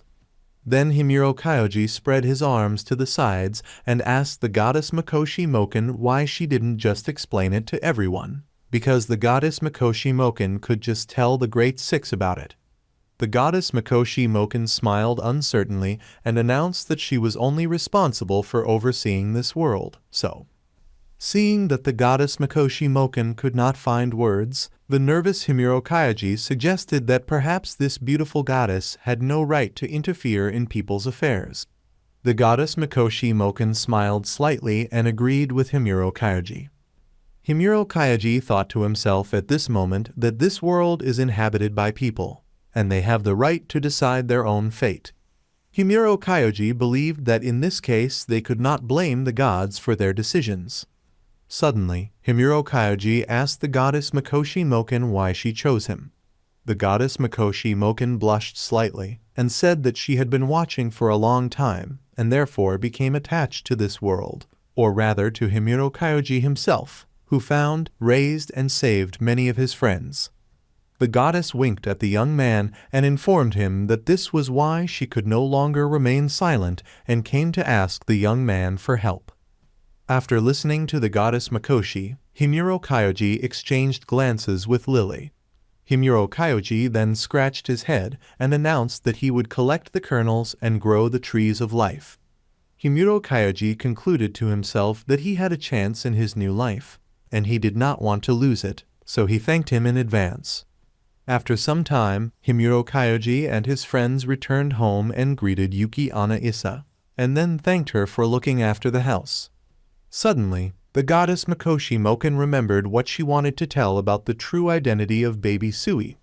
The goddess Mikoshi smiled and announced that Sui is the daughter of the demon lady. Himuro Kyoji, Gourmet Fightus, Lily, and the rest of the monsters surrounded the surprised baby Sui without saying a word. A second later, Himuro Kyoji turned blue from shock and screamed loudly, asking the goddess about it. Little Sui was hiding behind a tree. Suddenly, Jack the Lamp and all the other monster plants appeared behind baby Sui. Lamp Jack called baby Sui by name and then asked about how she was able to slip away. Sui only gave her name. Then Lamp Jack smiled and said that they had also found just what they needed. When the monster plants went to the house, Mandrake Dora reported that the owner was already busy because of the competition, so they should at least help him in some way. At this time, the noble gourmet Fidus was asking Himuro Kyoji if everything was clear to him. Gourmet Fidus explained that the dishes for the nobles are completely different from everyday food. Gourmet Fidus drew attention to the fact that the sauce is especially different. Then Gourmet Fidus reported that the main ingredient should be something with a rich taste. After that, Gourmet Fidus asked the focused young man about whether the plant was a monster or not. Himuro Kyoji immediately reported that this is raw rice, with edible seeds growing on its stems, even if they are not small. Himuro Kyoji then announced that he did not think at all that he should be used in the competition. Gourmet Fidus replied that this was the right answer. However, Himuro Kyoji then announced that this monster plant would be suitable for onigiri. Seeing the surprised face of Gourmet Fidus, Himuro Kyoji reported that it was a flatbread made of pressed rice with admixtures of delicious ingredients. Gourmet Fidus asked me to teach her how to make these onigiri. After some time, Mina came running with a letter and announced with joy in her voice that the invitation had arrived. Seeing the letter in Mina's hands, Himuro Kyoji noticed that everything happened faster than he thought. Gourmet Fidus also asked Mina about what was there. Mina opened the letter and announced that this year the competition will continue to be held on marked the 10th continent. Then Mina read the words of the organizers of the contest that they would be very happy to have representatives of Kvevida, the 4th continent, the owner of Mina's restaurant, Mina herself and her assistant Himuro Kyoji participate. After that, the mime is that the winner will become a legend. His name will go down in history for centuries, and the class of the restaurant will be upgraded to 7-star. After all this, Mina read in the letter that the main prize would be the core of the world tree. Upon hearing this, Himuro Kyoji shouted loudly, asking again about the core of the world tree. Gourmet Fidus concluded that it was clearly not just put up as a prize. Then Gourmet Fidus began to wonder who could have done such a thing. Mina here suggested that, apparently, this is the previous winner, the hero sage named Kasrina. Fidus immediately screamed, asking again about Sage Kasserine. Then the noble Gourmet Fidus reported that Kasserina is a legend in the field of cooking. Gourmet Fidus reported that, as they say, Kasserina single-handedly moved the culinary industry forward forever. Gourmet Fidus also noticed that besides, as the winner, Kasserina has the right to choose a theme, and she chose seafood. Upon hearing this, Himuro Kyoji shouted in shock, asking again about seafood. Mina looked down at the papers again and continued to read that the monster plant that Kasserina uses is an S-class monster plant, Leviathan. Horrified, Gourmet Fidus loudly announced that the ingredient from the monster plant of Class S is a 5-star rarity. Mina smiled and asked if it was true that Kasserina was incredible, because she was not only very skilled, but also had access to such ingredients. Gourmet Fidus scratched her chin and wondered why the teacher was going so far. Suddenly, Himuro Kyoji started in surprise, and then asked the Gourmet Fidus that Kasserina was really her teacher. Fidus made a sad expression on her face, and reported that Kasserina had taught her how to cook. Gourmet Fidus noticed that she had been a student of Kasserina for a very long time. Summing up, the noble Gourmet Fidus reported that at the last competition, it was Kasserina who ordered Fidus to get closer to Himuro Kyoji. Upon hearing this, Himuro Kyoji bulged his eyes in shock, and then broke out in sweat and asked Fidus what she was up to. Gourmet Fidus reported that she was supposed to get closer to Himuro Kyoji on Kasserina's orders. But she is also here because she herself greatly admires Himuro Kyoji's skills. Making a sad expression on her face, Gourmet Fidus said that she was very sorry that she lied to Himuro Kyoji. To which Himuro Kyoji closed his eyes and said in a completely calm voice that he understood everything and still did not suspect Fidus of anything. Himuro Kyoji then changed the subject and reported that seafood is the only type of monster plants that Himuro Kyoji has not yet grown. Himuro Kyoji immediately suggested the fact that apparently Kasserina knows her weaknesses too well. Gourmet Fidus immediately reported that the teacher does not just carry the title of the hero sage. Gourmet Phytis said that of the six, in addition to combat skills, her culinary skills, wisdom and cunning. Phytis summed up that thanks to all of them, she deserved the title she now holds. Gourmet Phytis noticed the fact that her teacher Kasarina chose the subject based on the results of the previous competition. At that moment, little Sui came up to Himuro Kyoji and held out some kind of fruit. Himuro Kyoji took the fruit from baby Sui's hands and thanked her. Stroking Sui's head, Himuro Kyoji smiled and began to think about how he used the fruit of this killer plant to make sauce, and then Phytis drank this sauce to the last drop. Himuro Kyoji suggested that, probably, ordinary salt and pepper have always been used in this world. So Himuro Kyoji sauce became a real breakthrough. Himuro Kyoji wondered if it was possible that this sauce was the key to victory. Then Himuro Kyoji suggested what it meant if he could create another such sauce. Himuro Kyoji went down to the canvas bag and froze, and then took out some beans and concluded to himself that now he understood everything about the secret exclusive seasonings from Japan. Phytis, Lily and Mina immediately started asking Himuro Kyoji if he had come up with something. Himuro Kyoji immediately shouted that he could use these precious beans and the monster plants he grows in the competition, as well. Suddenly Himuro Kyoji fell silent. Gourmet Phytis called the young man by name. Himuro Kyoji thought to himself that Kasarina was using ingredients from the S-class monster plant, Leviathan. Himuro Kyoji noticed that even if he comes up with a new technique, the difference between the ingredients is still too great, so he should use at least the same rare ingredient. However, Himuro Kyoji then announced out loud that those ingredients would not work at all. Himuro Kyoji then informed him that he thought he should take a little walk. Walking through his vegetable garden, Himuro Kyoji sighed heavily. Suddenly, Jack the lamp appeared, who called Himuro Kyoji's brother and asked if he wanted to freshen up a little. A few moments later, Jack led Himuro Kyoji to a barrel of water. When he saw his friends, the monster plants, the young man shouted in shock that they had really done it all. Lamp Jack smiled and announced that they also wanted to help Himuro Kyoji. The young man took off his clothes and told the other monster plants to get into the bath too. After a few moments, Himuro Kyoji, Little Sui and Dora, Wyvern, Machai and Lamp Jack relaxed in the tub and talked about how great it was. Dora, the mandrake, blushing with joy, smiled and reported that they had used coals to heat the water. Mandrake Dora also reported that they had thrown some pebbles, as all this will help to recover faster. The wounds on Himuro Kyoji's arm will heal in the blink of an eye. Himuro Kyoji smiled and thanked all the guys for that. At some point, Himuro Kyoji pulled his injured arm out of the water. Little Sui looked at the young man's hand in surprise. Himuro Kyoji immediately became worried and informed Little Sui that it was because of the preparation for the competition. Little Sui smiled broadly. At that moment, Himuro Kyoji recalled a conversation with the goddess Mikoshi Moken about Sui being the daughter of the demon lady. Then the goddess Mikoshi Moken asked to begin by allowing her to explain about the demon lady herself. Then Mikoshi Moken reported that the demon lady is the lady who commands all the monster plants.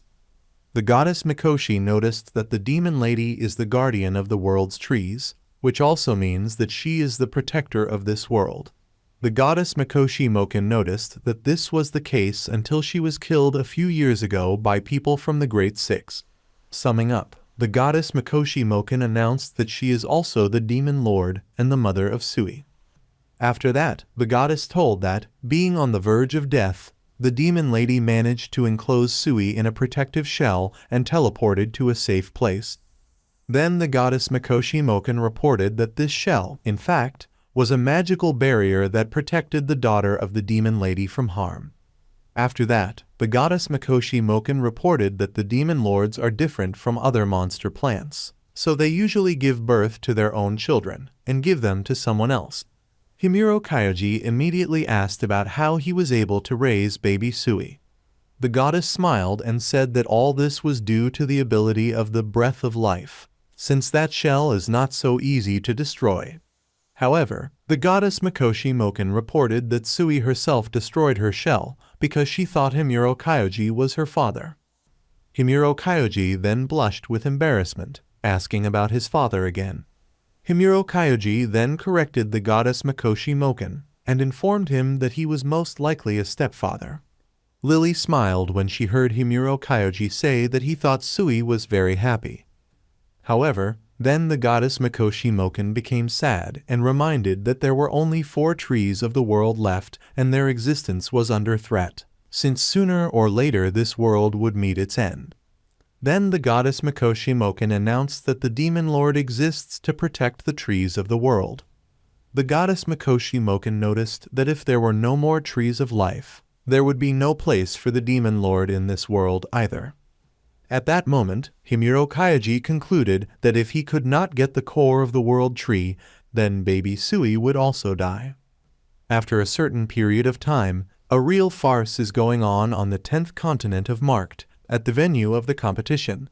Crowds of people were installing, transporting, and carrying heavy boxes in their hands. One of the workers was surprised at how many boxes there were, to which the second employee said that judging by the huge number of ingredients, you can guess how grand the competition will be.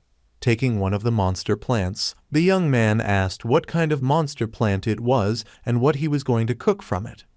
Suddenly, the boss appeared and told those guys not to touch the ingredients, otherwise the preservative spell would dissipate. Sighing, the man noticed the fact that the competition would start in less than a month. At that moment, Himuro Kyoji was standing near some fence on the street and sighed heavily, wondering to himself what he should do. Putting his hands down, Himuro Kyoji began to conclude out loud that if he could do it, then he would have a chance, but as an ingredient. Suddenly, Lily appeared behind Himuro Kyoji. Folding her hands in front of her, Lily asked in a stern voice if Himuro Kyoji knew that he only needed to ask. Lily asked Himuro Kyoji if that wasn't the case. Himuro Kyoji shuddered. The girl in armor put her hands on her hips and pulled her eyebrows to the bridge of her nose, simultaneously informing that this does not look like Himuro Kyoji at all. Himuro Kyoji called Lily's name in a nervous voice and then asked her why she was saying that. Lily approached Himuro Kyoji and reported that Mina was worried because Himuro Kyoji was torturing himself over the dish. Then the girl in the armor asked Himuro Kyoji that it was true that he had come up with something. Himuro Kyoji furrowed his brows and looked away. Lily also asked Himuro Kyoji about the fact that Himuro Kyoji, for some reason, abandoned that idea. Himuro Kyoji chuckled and said that he was found out. Lily said it was written all over the young man's face. Himuro Kyoji froze and wondered if this was serious. Suddenly, Lily furrowed her brows and asked Himuro Kyoji to tell her what he needed, to which the young man said that it was too dangerous, and he would not risk a girl in armor. Himuro Kyoji became sad again and wondered who knew how dangerous this request could be. Lily closed her eyes and concluded aloud that she didn't seem to have expressed herself accurately enough. Then the girl in the armor abruptly grabbed Himuro Kyoji by the shirt and pulled him towards her.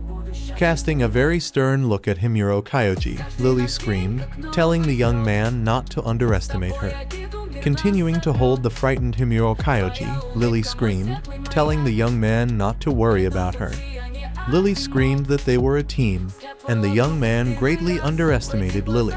The girl in the armor continued to shout that the team is based on trust, and no matter what happens, the partner will always have his back. Suddenly, Lily reminded Himuro Kyoji that they were also present during the young man's conversation with the goddess. Lily noticed that Himuro Kyoji is not the only one who wants to save baby Sui, and this is also not only his personal problem. Relaxing her grip, Lily looked into the young man's eyes and informed Ki that they were connected, so she asks to believe in her. Himuro Kyoji agreed, noting that then he would go with her. Suddenly, Phytus called Himuro Kyoji by name and informed him that he had more important things to do. Then Gourmet Phytus reported that when Kasrina became the champion, this competition became a global event, so there will be many worthy opponents at it. Fidus noticed that the previous Himuro Kyoji competition was nothing compared to this one. Himuro Kyoji pursed his lips. Fidus summed it up by saying that the young man and Mina should focus on cooking. Lily said that Fidus was right, and then said that it wasn't just their battle. Jack smiled and told his brother that Lily was right. The wyvern beeped happily. Himuro Kyoji froze, looking at his friends. At that moment, the young man was thinking to himself that the guys were right. And this was not only the problem of the young man himself. Looking down, Himuro Kyoji turned to Lily, Jack, and Wyvern, simultaneously informing them that he needed their help in order to defeat Kasrina. Himuro Kyoji smiled and politely asked them to get an S-rank monster plant, Leviathan, for him. Lily immediately smiled and asked me to rely on her, as she would definitely bring it. Lampjack smiled and said that for Himuro Kyoji's brother, whatever he wants. The wyvern beeped. Himuro Kyoji promised what he would expect at the competition. After Himuro Kyoji said goodbye to Lily, he turned around and asked Fidus, Mandrake Dora, and Baby Suri to support him in the competition. Himuro Kyoji noticed that their support gave him more than just motivation. Mandrake Dora asked the owner of Key to rely on her. Fidus promised that she would not miss the competition in any case. Baby Sui happily made a sound similar to her name. The guys confidently realized that their only goal is to win.